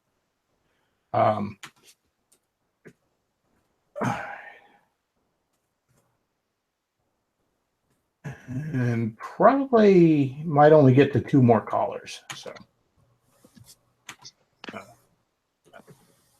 caller, what's on your mind there? Oh, mic's off. Hello, Nightwing fan, Nightwish fan, whatever. What's on your mind? Hello? Yep. What's on your mind there, caller? Okay, you can hear me. Can you hear me? Yeah, we can hear you. What's on your mind? Oh, okay. Yeah, I'm on the phone doing this. Anyway, just going to discuss some mini topics. Well, first off, is the world on fire yet? Because, I was told that the moment we left the Paris Agreement, the world would immediately set on fire. Well, despite the best interest of the religion of peace, no, it's not. Despite the best efforts, I should say. Well, what about the religion of climate change? Have they done anything? No, they have not. They don't. None of them have balls. Other than crying. Yeah, they've been bitching a lot. Yeah, they've been spouting out a lot of hot air. That might lead to global warming. But other than that, they're not doing nothing. Okay. Crap. I don't know how to put pictures out. See if Luke can find these. But throw it in the chat here in the side. Luke might be able to bring it up. It's like throw a link to it in the chat.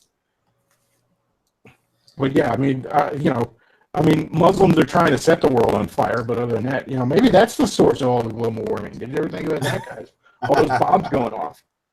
Maybe what's the carbon footprint of suicide bombers? Can we look into that? Okay,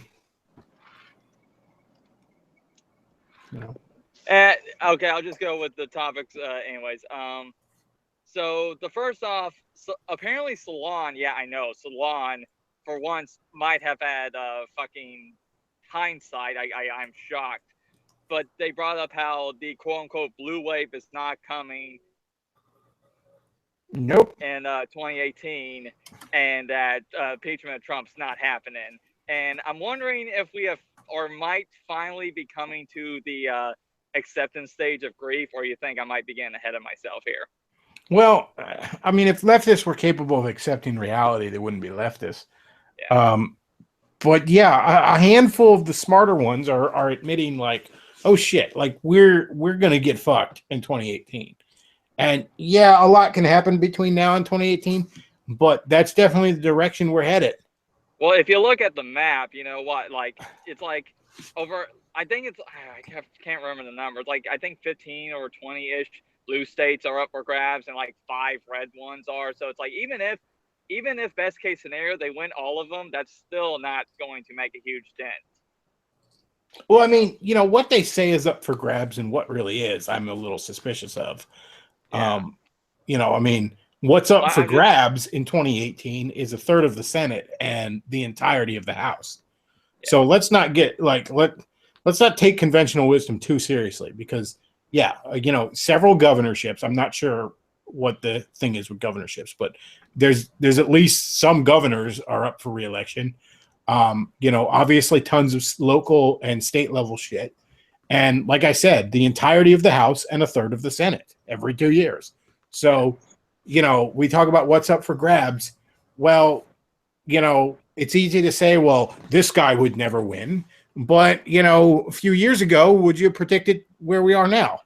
Oh, So, God. If you told me in 2012 I'd be voting for Trump, I probably would have looked at you like, the fuck are you talking about? Yeah, don't get complacent about anything. Oh, yeah. Never take any of it for granted. Like I said, what's up for grabs? Well, what's up for grabs is the entirety of the House and a third of the Senate. But, I think... Always, every 2 years, that is what's up for grabs. And that's why, the left took all their victories for granted, and they took Pennsylvania for granted right up until the end. They sure as hell took Wisconsin up for granted, didn't they? That one surprised me. Never take nothing for granted. Again, also, I feel like, from the way I've been seeing it, I feel like Macron and France gave him a boost of confidence, but then when they lost Montana to a guy that tackled a journalist by 7 points, I think they realized how screwed they were. They're like, oh, shit. So. Oh, yeah. And, but he tackled that guy. Yeah, and we don't care. Yeah, no one likes you. Yeah, fuck that guy. We're sorry he didn't die in the process. That's the only thing we're sorry about. Okay. And now, second topic, just want to bring up, Salon for once in the Blue Moon, Salon for once actually had some realization. I think I need to call Satan and see if there's an ice skating rink in hell already. Anyway, so another one, I saw this tweet, and this kind of goes into my last topic I brought up last time I was on, the whole impeachment of Trump. Sally Cohn or Soli Calhoun, I've seen her tweets pop up a bunch. She's known to be batshit. She's one of those, Muslim killing gays. That's ignore that. But God forbid if you don't give a gay couple a wedding. Yeah, cake. she's the one that famously was making excuses for Muslims after Orlando. Well, despite being a dyke. I saw one of her tweets where, and this kind of goes into my what's their plan. Apparently she has a plan. The plan is to impeach both Trump and Pence. Somehow we find something on Pence. I don't know what the fuck you would find. And then she had these steps.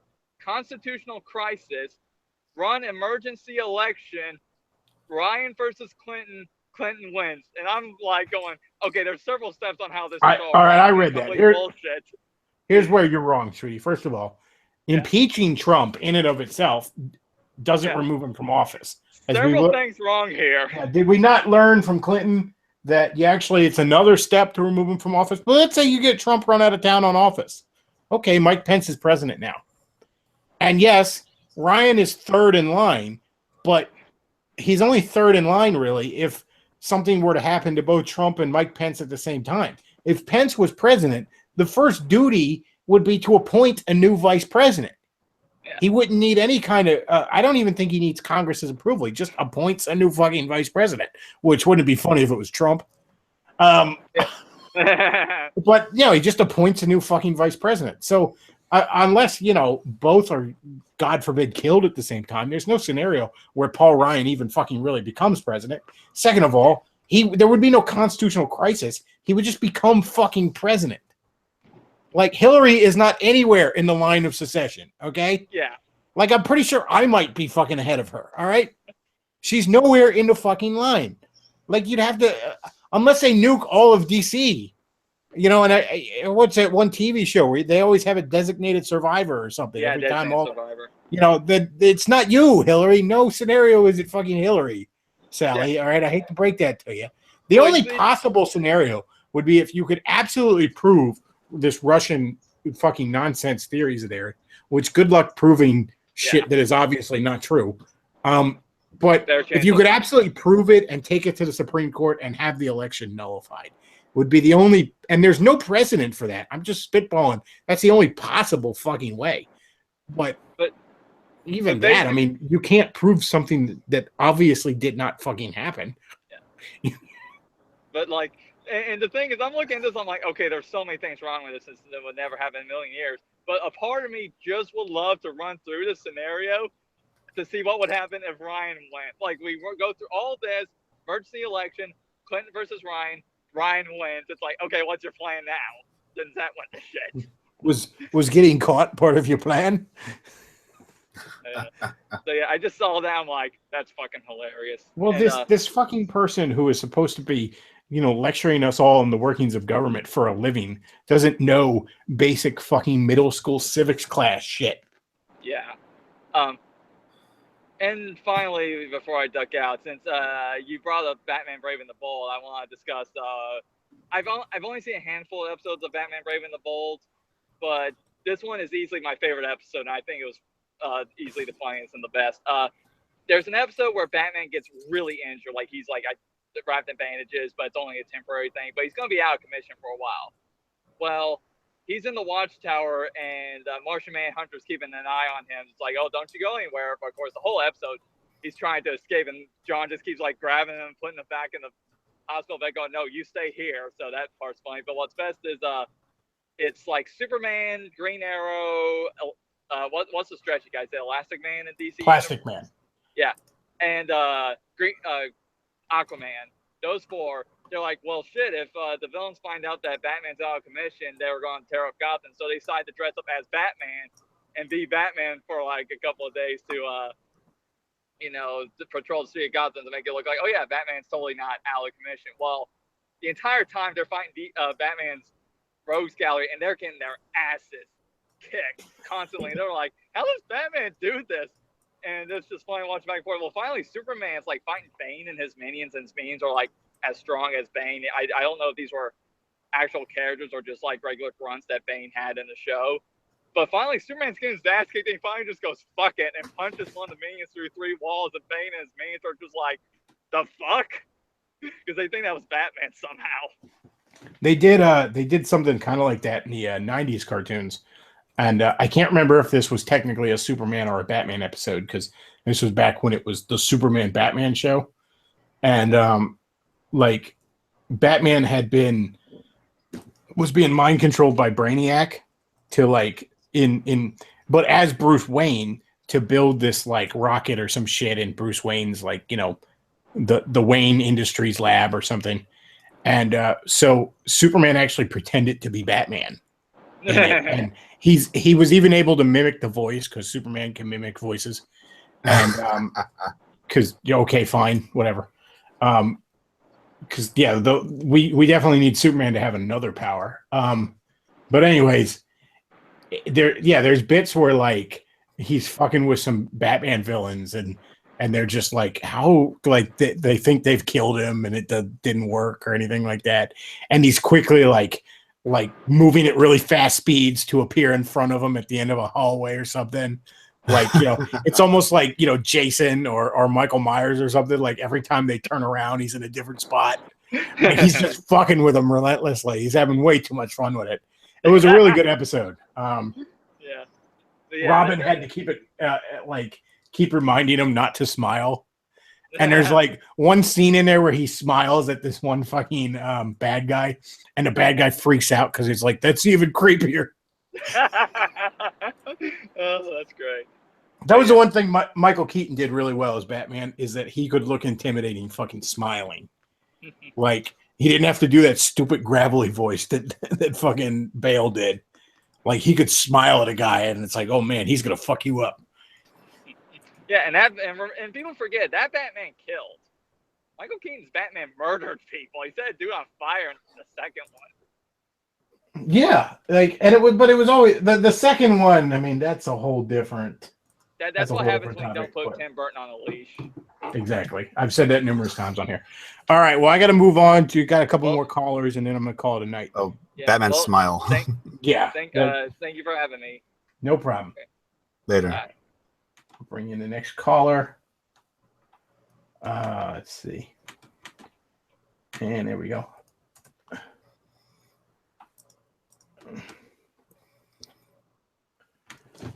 All right. Sorry, I'm messaging people.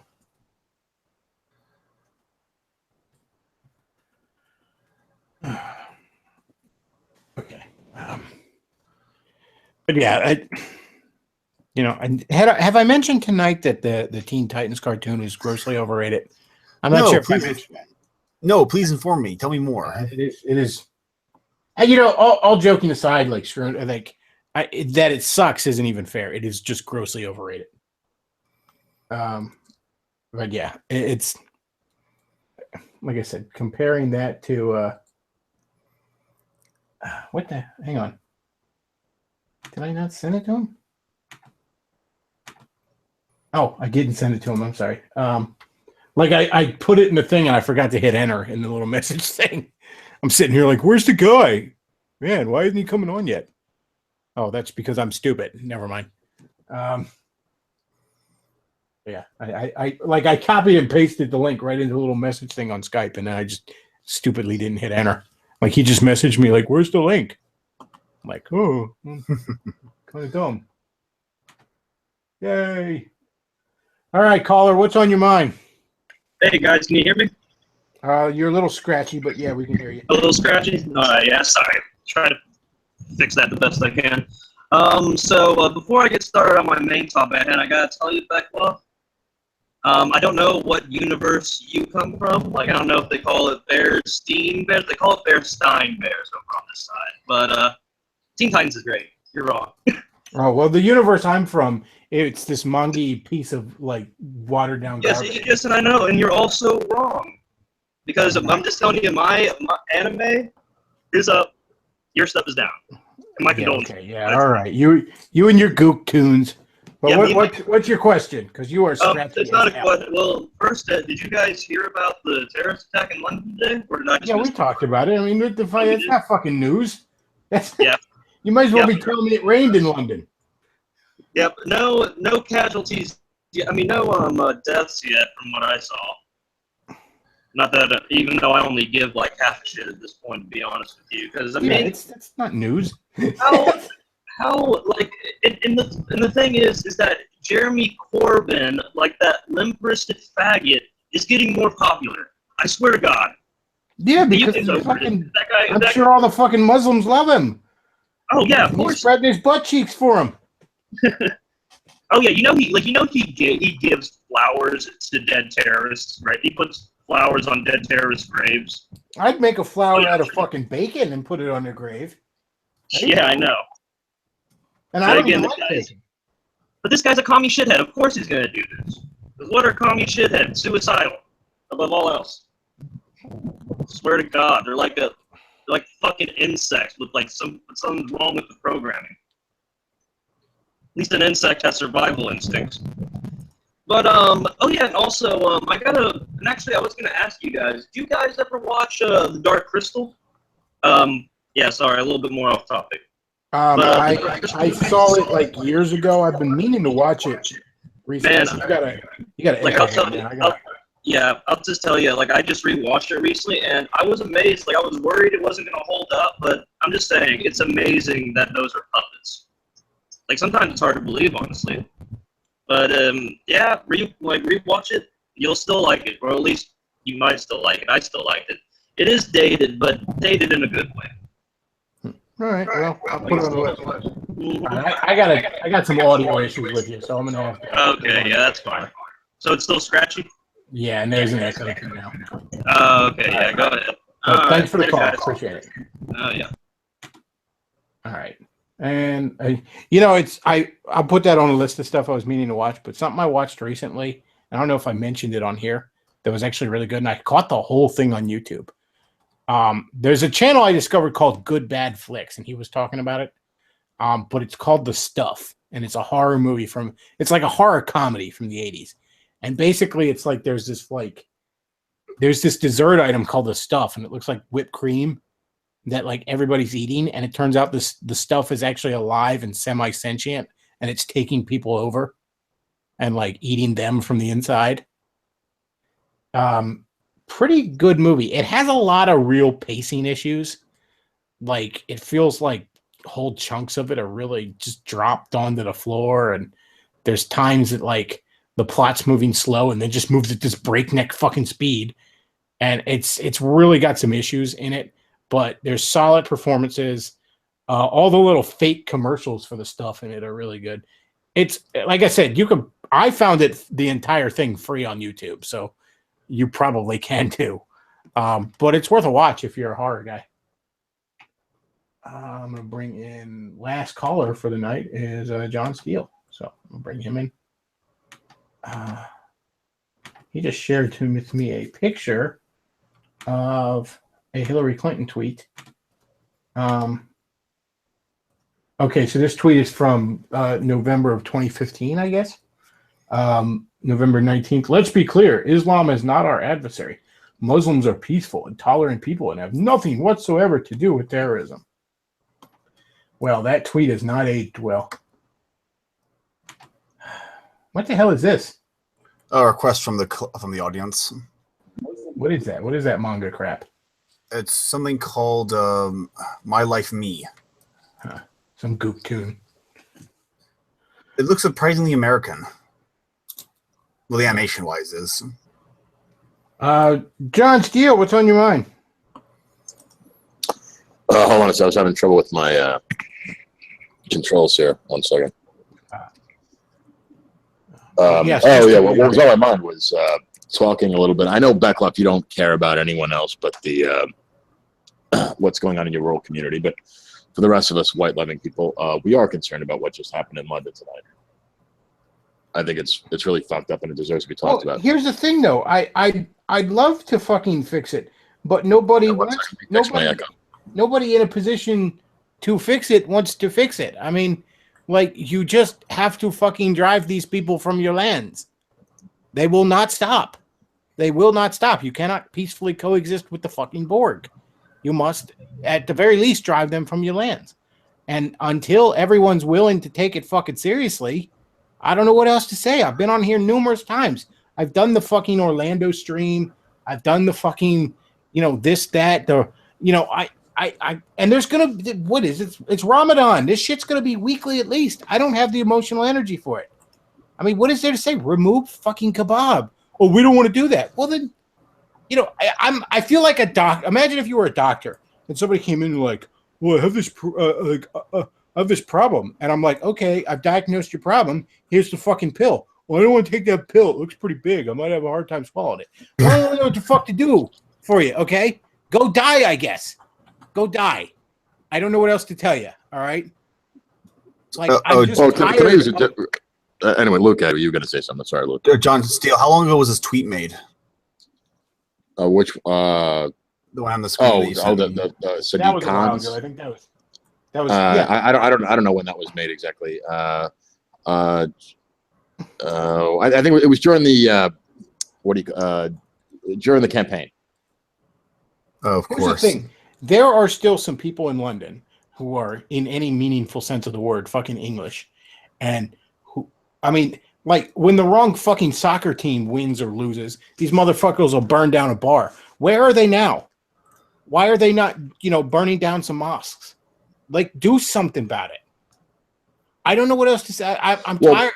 I'm done with it. Here is my argument. I understand. When people say that they're tired, and my answer to that is, so what? You're tired. Keep fighting. It's not. You just can't give up. You do not surrender the oxidant. You fight with it with your last breath. What am I supposed to do, though? That's the thing. I'm sitting here where they're nowhere around me, okay? They're not anywhere near me. And, all I can do is say, hey, like, stop fucking letting them do that to you. I can't do anything else for them than that. And if they don't want to hear it, they don't want to hear it. I can't stop somebody from killing themselves. This is not... maybe I'm failing to communicate myself. I'm not saying you are responsible for these people who are not doing something. I'm saying that you must constantly. It's kind of like whenever you fight a liberal, is you never give an inch, because as soon as you give an inch, they take a mile. So you always fight. You constantly put it in their face. Never stop. When something like this happens, make sure that it gets all over the interwebs. Constantly bombard people with it. Well, show the dead body. Show the destruction. Show the evil. I'm not refusing to talk about it. I've tweeted on there. As soon as I saw the article, I had a little tweet like, "Hey, it looks like the religion of peace is up to more shenanigans." And I'll probably tweet throughout. I've tweeted quite a few happy Ramadan tweets with images of Muslim violence or funny anti-Muslim memes or whatever, and I'll continue to do that. But I didn't want to talk about it here tonight because, like, this live stream is and always will be stuff that interests me. Is the running theme of this live stream. And I'm no longer interested in it. I don't I'm having an increasingly hard time caring. Like I'm tired of trying to talk people out of fucking petting a goddamn scorpion. I'll pick up the slack when I start doing my own streams. Well, I just want to say I 100% respect. It is, it's your show, and it's totally up to you to talk about whatever you want to. I mean, we touched on it here, but it I don't like repeating myself a million times too. Like, what is there to say? Like, okay, yeah, they killed a bunch of people. You know, remove fucking kebab. I don't know what else to tell you. I mean, you know, and what really pissed me off last week with the little Pop-Tarts concert where they want to be like, oh, look, see, Muslims are helpful. And it was the fucking Sheiks. Like, no, yeah, Sheiks are really nice. They're fucking cool. And if anything, they are pretty ingrained as a minority into British culture and have been for a very long time. I'm not saying remove them. They're fucking cool, all right? They're 7-Eleven. They ain't 9-11, all right? But you need to fucking remove kebab, all right? And don't mix them in with the Sheiks. The Sheiks ain't done nothing to nobody. But just, I'm tired. I'm so burned out with Islamophobia. And how could you say that about this? Like, I'm looking at somebody petting a scorpion. Well, like, here's my challenge. Here's my challenge. Is people saying that, and I don't mean this just towards you, just people in general. They're saying they're too tired to talk about it anymore. They don't want to talk about it anymore. Here's a challenge I have with that. If everybody gets, I'm too tired, they're just going to let, that's like the building next to you is on fire. But you know what? I'm too tired to talk about it. So, let's talk about something else. Dude, the fucking building next to you is on fire. It doesn't matter whether you're too tired. Break out the fucking hoses. Or, I mean, if you're too tired talking about it, do something else. I mean, fucking. Yeah, but what if I was going over there with the hoses, right? And the guy in there was like, no, I like to fire. And he started like throwing flaming fucking bags at me. I think I might just be like, fuck your house. Since that building is next to mine, this is what I would do in that situation. Maybe I'll just really just break down the ground between us. Well, no. If there's a building next to mine and it's on fire, putting my building in danger, and this guy inhibits me from protecting my own building, guess what's going to happen to him? I'll give you one guess. You got to figure that out. So that's my point. So so maybe you don't need to talk about it anymore. Maybe there's things you can do, and I'm sure if you're a very bright man, I've spoken to you, I've listened to you for a long time. There's lots of things people can do. So do those things. And I'm not saying, you could talk about, the Powerpuff Girls or whatever like that. I mean, that's fun and stuff like that, and, whatever, and Spoonie and yada, yada, yada. I mean, yeah, that's your show. You can talk about whatever. But I mean, people like yourself, myself, Luke, like-minded individuals, I mean, you want to save Christendom, for Christ's sake. I mean, no pun intended. Get up there and fucking fight. I mean, maybe you don't have to do it with your fists. You do it with words. You could fucking, write articles, get out there, fucking go to, like, for example, one of the things that I did helping you guys really didn't touch on it, but I was giving you guys some ideas this morning. The topics you could talk about today was like tomorrow in Portland, there's going to be a big march. So anyone that lives in and around Portland tomorrow, go there and fight against the libtards. There's huge things. Go to @BakedAlaska on Twitter. You can learn all about it. I gave you guys the links. Maybe Luke could put it up there, or I don't know if he still has them available. Where are you? Oh, there they are. Like I said, Anyway, my point is that we need to fight. I mean, this whole idea of just like laying down because you're tired. Look, dude, I fucking, you're tired. Yeah, fine. This is a fight for civilization, for Christ's sake. I mean, when the Crusaders, when they were trying to storm the fucking walls of Jerusalem, I'm sure a lot of them were fucking tired too. Guess what? They kept fucking fighting. Get up there and fight. Yeah. If you believe this civilization and all the things that you hold dear, if you believe that Christendom, the Occident, the West in general is worth anything, then keep fighting. Amen. Look, I'm not going to dispute that. It's just at a certain point, I just. No, until you stop breathing and die, there is no certain point. This is a talk show, and there's nothing else to say on it. That's the problem. What else am I going to say? Like, okay, they killed a bunch of more people. Go. Well, if you're going to put it like that, so yeah, they just killed a lot of people. I mean, Because that's what I mean, I can say the same thing about. We can say the same thing about, Chris. We can say the same thing about any topic. What is there more to say about it? I mean, we can say about. I'm out of. We can say, like, I mean, how much can we talk about? How much can we talk about? Like, I don't really mean this like in a mean way, but I mean, you could say, well, how much can we talk about like Spoonie's GoFundMe campaign? Like, does he have? Like, I am out of things to 50 say things about or, it, though. That's the thing. I don't have anything else to add.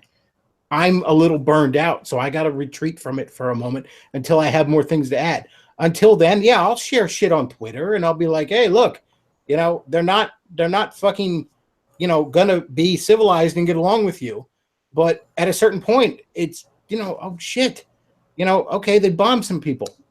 That's what they were gonna. They told you they were gonna do that, and then they did that.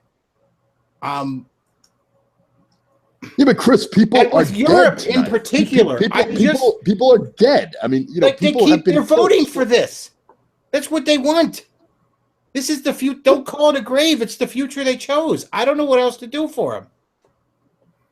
I've spent a good deal of my life trying to talk self-destructive people out of self-destructing, and I don't have a great deal of tolerance for it anymore. I mean, for fuck's sake, up to and including my mother, I don't have a great deal of tolerance for trying to talk somebody off a ledge anymore. I'm rapidly reaching a point of saying, hey, do a flip then. And I know that's not a good place to be. And that's why I don't want to talk about it for a while, because all I want to do is get on here. If you need to like retreat or recharge or whatever and go away, that's fine. But I think that the things that I said, the West, Christendom, the Occident, these are things that are worth fighting for, worth your fucking life. Excuse my French. They are worth that. And now, if you need to like recharge and whatever, and you just, that's fine. But I haven't given up entirely, but at a certain point, it's like, and you know what else? Because there is a certain moral order to the universe. Guess who's right now paying the biggest price? It's the people that are embracing it the biggest. What do you mean by that? It's primarily leftists who are suffering at the hands of terrorists. Not entirely. I'm saying primarily. Because where is this shit happening? It's happening in a bunch of fucking leftist areas. It's happening in big cities. It's happening at, no gun zones and shit like that. It's happening, in the fag clubs. All right. They're not going to primarily right-wing areas and doing it because they're not going to get very far. They're preying on the weak right now, and the leftists are fucking weak. And what do I? London voted for this fucking radical Muslim mayor. Sadiq Khan is his name. This is. I said on here, what was it last week? I'm like, the men of England need to just fucking soccer hooligan style take up arms and fucking deal with this shit. I said a few weeks ago that the people of France would be entirely justified in dusting off the guillotine and fucking killing Macaroni or whatever the fuck his name is. I refuse to get it right. I have advocated that people should fucking kill their duly elected official. That's how far I go. And people will say, well, why aren't you willing to take up arms here in America? Because we ain't that fucking far gone. And thank God in heaven for that fact. That we have official channel, avenues to go through. Still, they don't have that in France anymore. That was gone after this last election. The people of France will have to civil war and remove fucking kebab or fucking be killed by fucking kebab. That's what's going to end up happening. It's what's going to end up happening in England. And I don't know what else to tell them. I'm not disagreeing with anything you just said. My argument is that will happen here as well if people keep saying they are too tired anymore. They might. You fight the enemy where he is, and right now he's well, for the most part, further away from our shores than he will be in the future. We need to fight him now. We need to encourage the troops that are on the front lines in whatever manner they happen to be fighting, whether it's online or in real life or. But nobody over there is fighting. I mean, I don't buy that. I mean, there are people out there. All I'm seeing is I'm seeing a bunch of people, laying down and spreading their fucking butt cheeks for him, and I'm like, okay, can, let me challenge you on that though. Look at like what's his name, Tommy Robinson, for example, out there. Yeah, he's constantly out there fighting in Britain. I mean, on the front lines. This guy's been in prison I don't know how many times for fucking hate speech or whatever, and he never lays down. He keeps fighting. They raided his house at 4 a.m. Woke up his wife and kids and everything like that, and fucking brought him to jail because he said something about kebab. He doesn't stop. He keeps fighting. This guy is. They've done everything to destroy him. He never gets tired. And this is a guy that they fucking knocked down his door at 4 a.m. and locked him up. Does he say I'm too tired? No. He's out there the fucking 2 days later after spending time in prison and still out there fighting. That's what we need. And if if we're going to say that we're so tired that we can't fight anymore, maybe we don't deserve to live. We must fight. It's not a question of being too tired to fight. It's a question of being too tired to I'm too tired of trying to save people that don't want to be fucking saved. Well, then leave them behind, and there are That's what I'm people doing. who do want to be saved. Let fucking London burn. London voted for this shit. At a certain point, I got a percentage of London voted for it. But I mean, look, I live in probably the second most cuck city in the fucking world. Okay, I think I'm worth fighting for. I mean, yeah, but at a certain point, it's like the Joker said, decent people shouldn't live there. They'd be happier someplace else. I highly suggest everyone that is in these cities get the fuck out. They're nice places to visit. Not everyone has that luxury, as you know. I know not everyone does. I would encourage them to do just that if they can. And those who can't, I'm just not going to leave them fucking flames. With other people who share your views. Get, as Jack Donovan says, you need to form a gang. You form tribes. I've done that. I mean, that's one of the things that I've done. I've been, in my local area, I have done that. And that's one of the things I encourage other people to do. Those people who are listening, find like-minded people out there, that think the same way you do, that believe that Christendom is worth fighting for, and that it will not lay down. All anyone ever wants to do is go through the fucking Facebook filter hashtag goddamn cycle of like, oh, pray for London. And then I say, well, here's some things we could do. No, we're not going to do that. And then the shit happens again. And then pray for London. And I say, here's some shit we can do. And the fucking shit happens again because they don't want to do that. And you know what? This week, I just don't feel like fucking saying it. I got on here early in the show and I said, hey, look, religion of peace, up to more shenanigans. All right, let's talk about something else. I covered it. I mean, I fucking covered the topic. I didn't refuse to talk about it. But, okay, here it is. I don't have anything else to add right now. Fucking remove kebab. And frankly, that's the most I can do anymore because it doesn't deserve a lengthy explanation at this point. I'm not going to sit here and make a philosophical argument for why you can't live with the Muslims anymore because I don't know. At this point, I'm just going to rhetoric and say, hey, look what fucking happened. I told you it would happen. Remove kebab. That's all I can do. That is me fighting. Okay? All I have left is that one little bullet to launch in that direction. I launched it, and I moved on. I don't have anything else in the holster. I don't have anything else to add. Fucking remove kebab. If you're not sure why you should remove kebab, go check out fucking David Wood's YouTube channel. He'll tell you in graphic fucking detail why you need to remove kebab. Other than that, I mean, I don't know what to tell you. Well, my counter to that, and I say this with all due respect, is fucking reload. Well, give me some time, all right? I don't have anything right now. All right, I just heard about this like a fucking hour ago. And there it was. Okay, what do I say? Remove kebab. No, fair enough, brother. And like I said, with all due respect, this is your show. You can, it's your show. I've been a supporter of your show, as you know. I'm just giving you my 2 cents, and I think that just knowing you, and like, for example, I mean, you are a devout Christian. This is something that you are one of the people that actually fucking get it, how important this is. So, I mean, if we're losing people like you, if you're getting tired, can you imagine how the average fucking because you have a show, because you have an audience, because you have a following, you have an obligation to rally troops. Here's the thing, though. We're not just the average schmuck on the street. In war, when people get tired, somebody else takes the watch, and those guys take a little nap, and then they get back. This week, I just need a little fucking nap from it. I don't have anything else to add. All right, I'm not saying I'm retreating. It's just like you need a week to recharge the batteries. That's yeah, cool. like I said, okay, the fucking Ramadan bombathon continues. Fucking remove kebab. Hey, put up that Ramadan thing, by the way, Luke, if you could. Just the numbers.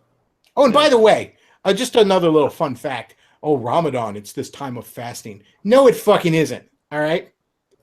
Because you know what? You know what they do? They fast when the sun's out. Ooh. Yeah, that's like saying I fucking talk about Sweden. Yeah, the big thing in Sweden now because they're complaining that there's section. I guess the areas of Sweden are so far north where the sun's out for too long or something. Yeah, well, in late June there's no real sundown because in northern latitudes. But no, the thing I was talking about is their official rules are they fast when the sun is down, which means that when the sun goes down, they actually gorge them fucking selves to the point where it actually causes many of them significant health problems. So they fast during Ramadan in the same way I fucking fast between lunch and dinner. Yeah, I fasted. That's funny, today. Actually. Hey, Jesus, I fasted. It was like a whole hour. He didn't want to hear that. All right. And I'm sorry that these fucking Muslims actually have to have a real fucking fast up in Sweden. My advice would be get the fuck out of Sweden. You don't belong in there in the first fucking place. Go back to the desert. I guess that's where you're supposed to do your Ramadan fucking gorging and then kill a bunch of people. How about that, fucking Muslim? How about you fucking fast from killing people for 40 days? That'd be nice. Yeah, when was the last time we got fucking 40 days without a fucking terrorist event in the West? Religion of peace. I mean, how the fuck can you still buy that shit? Well, here's what I do. Whenever I believe that not just Islam, because you can't really talk to Islamists because, as you said, it's almost like they're a weird death cult or something. No, our real war is against the liberals. So whenever I encounter a liberal, in real life, on the internet, whatever, they must be always exposed and confronted. You never does their nonsense go unanswered in my presence. Well, I mean, we certainly spent quite a bit of this show attacking quite a few liberals, and yeah, that's the real problem. Islam is at its if civilization was a living organism, Islam is like the flu. It's rough, but it's something easily dealt with. Liberalism, however, unfortunately, is like HIV. No, it's fucking like Ebola. No, it's HIV from every orifice. It's an immunity disease. What it has done is it has destroyed our ability to fight off easily fought off things like Islam. It has destroyed our ability. It has destroyed our civilization's immune system. Yeah, it's rendered us impotent. To the point where, what would have been normally relatively benign bacteria in us, which, your natural bacteria in your gut now, for example, and I'm going to use that as an analogy for just common background levels of degeneracy that every civilization has, even at its height. Every civilization is going to have faggots in it, for example. It's just going to happen, But a healthy civilization keeps them in a fucking closet, away from children, and that's it. But liberalism has destroyed that ability. So it's sort of like the bacteria in your gut is now in your fucking bloodstream. And, the faggot is out of the closet and he's teaching kindergarten and he's diddling kids.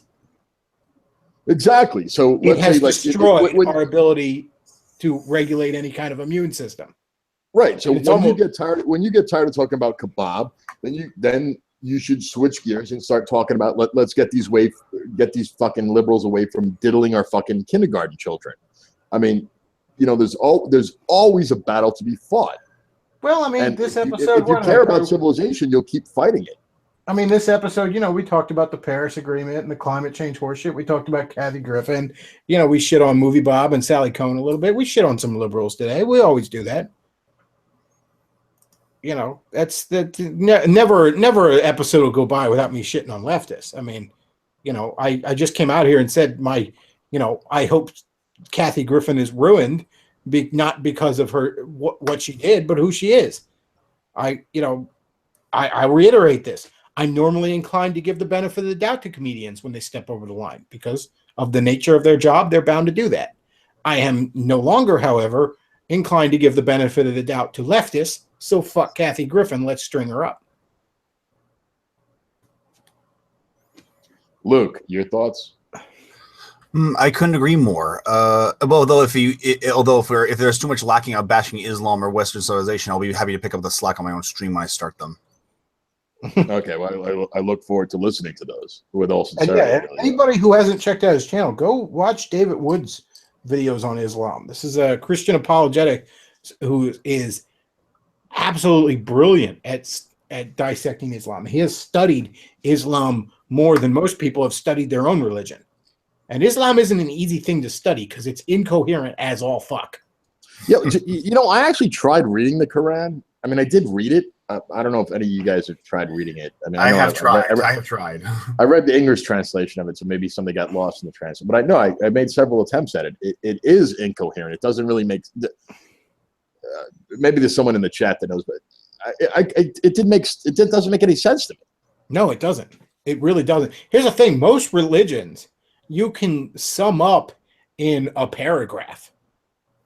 I mean, obviously there's more to it than that, but I mean, hell, Christianity can be summed up in like 3 Bible verses. All right. Yeah, there's obviously, it's deeper than that, but you've got the gist of it. You've got Christianity 101 there with damn near John 3:16. All right. But you can't do that with fucking Islam. It's all over the place.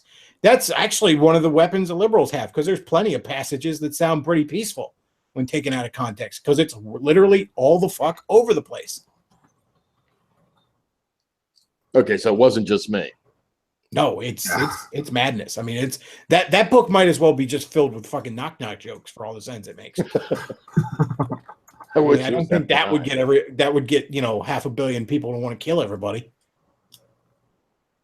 Well, the point is that we should be pointing things like that out. Like, I mean, one of the reasons I didn't directly attack the Quran in my conversation with people, because to be honest, it just made no sense. It goes all over the place. There's no coherence to it. There's no glue that holds any of the quotes together. There's not. No, there's not. I mean, it's almost as if some fucking syphilis-ridden madman wrote it. Yeah. Who married a 6-year-old? No, he didn't consummate till she was 9. So I mean, give him. Oh, okay, never. That's okay. Showed a lot of restraint. Yeah. I like how they actually quote that like that's better. Like, she's still prepubescent. It's still really fucked up. Like, it's not like, because back then people married much younger for obviously survival reasons. Women were having babies in their teen years easily.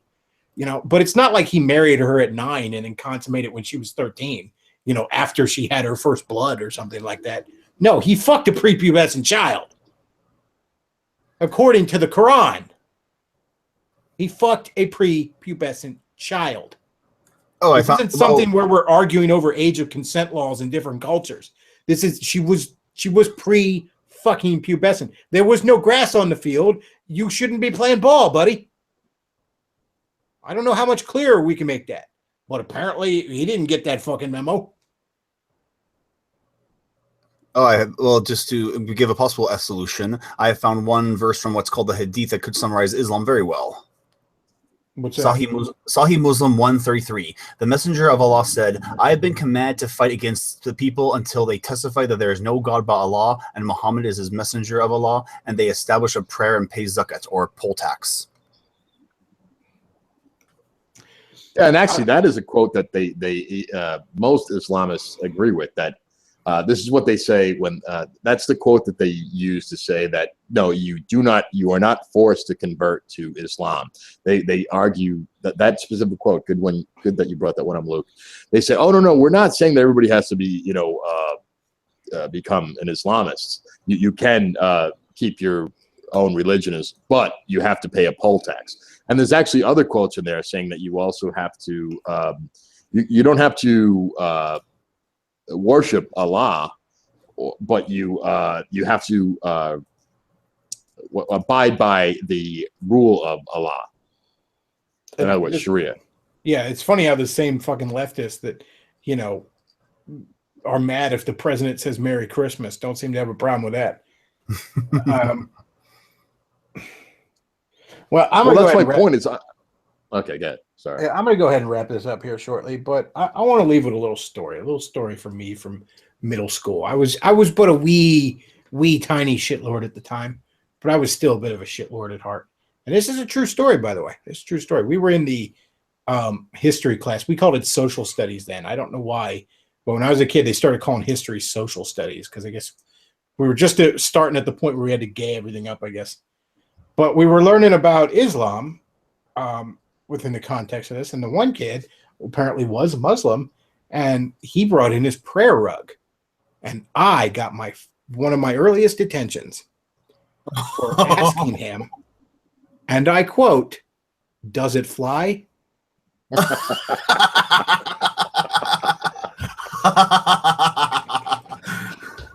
Raised my hand and everything. We need to encourage our children to do exactly what you did back then.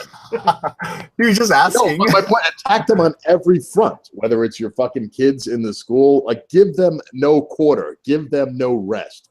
Exhaust them. Constantly fight. Never back down. It's funny, pre-Islam, I guess Persia and other cultures like that actually were some pretty advanced people. And it's a shame what Islam did to them. I mean, these were people that gave us algebra, first recorded people to ever come up with that mathematical science. They were pretty advanced for their times. And I mean, the Disney thing is obviously a watered down, but they had really fascinating myths and stories and stuff like that. The idea of the genie and all the 101 Arabian Nights and all this shit. They were a pretty interesting ancient culture. And I mean, it's kind of sad what Islam did to them. Turned them into a bunch of inbred fucking monkeys that want to blow everybody up. Islam has a straight up dysgenic effect. And I mean, we've seen that with these people. These people weren't always this fucking backwards. They were, ironically enough, more advanced 1,000 years ago than they are now.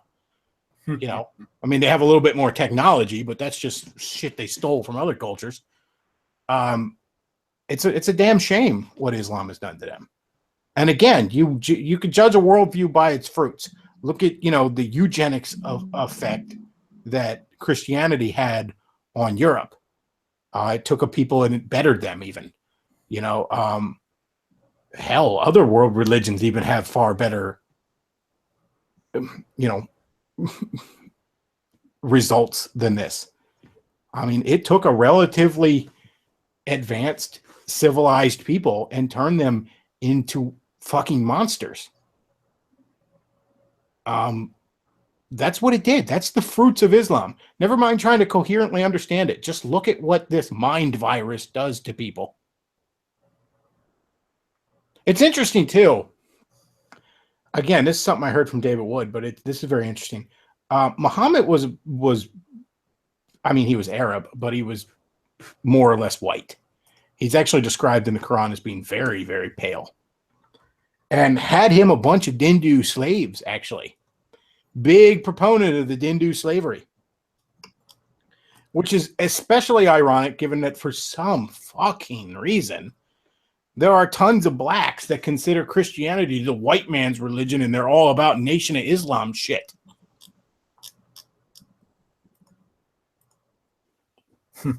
That's kind of funny because it's really funny that Christendom, the West, was actually the first civilization, far as I know, that abolished slavery. Yeah, we had slaves, but we didn't invent that concept. But we took a good look at it one day and said, maybe we shouldn't do this. This don't seem right. Not only that, we abolish it not just for our own practices, but we oppose that abolishment on other cultures. Yes. We were, and that you're welcome. You think Islam was going to do that? No. In fact, where do you think we bought the slaves from? Who do you think sold them to us? You know, so yeah, you know a worldview from its fruits. And you know, I mean, the worst you can really accuse Christianity of right now is being too nice. I mean, and I bust on my too fellow. weak. I would say too weak. I mean, this whole thing about I bust on my fellow Christians too much, a lot for that. And yes, a lot of it does come from weakness, but some of it just comes from, I would almost argue, maybe even a moral weakness, that not really a physical one, just they don't want to admit this hard truth. But if that's the worst crime you can launch on somebody, that's a lot better than, you know, they want to kill everybody. Well, I would argue that the end result is the same. I mean, these people, they want to kill each other. I mean, they can't. They you know, I used to say about zombie movies and all, I wonder what keeps the zombies from eating each other. And it turns out in real life, nothing. That's true of liberals and it's true of Islam. Now, they much prefer the non-zombified victim, but when there's no normal people around, you're damn sure the zombies turn on each other. I mean, hell, right now the left is eating Bill Maher because he dared to say the N-word on HBO. Ooh, he said a naughty word on the HBO. Let's get him. Yeah, it's pretty restrained attack though, unless I missed something. You know. And they're leaving Kathy Griffin out to dry. They're not defending her almost at all. I mean, some of them are, but a lot of the big ones, I mean, you know, they've abandoned that ship. Yeah, well, when Anderson Cooper, who's CNN is ISIS and he's a homo as well, when he dropped her, then pretty much everybody else was forced to do the same thing. I mean, though from what I understand, that CNN didn't officially come out and drop her until they lost several advertisers. So it wasn't a moral choice. Oh no, they weren't taking the high road. They were kind of forced into it, but you know, they also weren't taking the principled stance of defending her free speech either. You know, you can almost say it was the worst possible option. You know, I almost would have respected them more if they'd have taken the principled stance of we don't police what our on-air personalities do on their own, you know, on their own private Facebook account or whatever. You know what I mean? I mean, I wouldn't have agreed with it, but I at least would have respected that somewhat. But no, oh yeah, she can do whatever she wants. Oh, never mind. People aren't happy with that. Get rid of her. Well, yeah, they're losing revenue. Yeah, never mind. Some of the people. Well, yeah. As soon as they saw their, their projected quarterly earnings drop, they said, "Oh no, she's fired." Yeah, oh, never mind. All right. Well, I think I'm going to go ahead and wrap this up. I want to thank Luke, John Steele. Thanks for calling in. Everybody who called in, thanks for calling in. And as I said, do check out the sponsors. We got Race Riot Apparel there. We got Reconnaissance Man by Aaron Clary. And if you enjoy the show, do hit up the tip jar. That's a big help. You know, as I said before, just in general, support the alternative media that you enjoy. Pardon me, belching like DSP over here. That you enjoy, that you get something out of in general, not just me. You know, in general, and you can support them. You support me not just by hitting up the tip jar, although tips of any size are greatly appreciated. Not just by hitting up my sponsors, although that keeps them coming back as sponsors, but also you can support me by commenting, and subscribing. Perhaps you'd like to comment on how you were glad somebody finally called out that overrated Teen Titans cartoon, for example.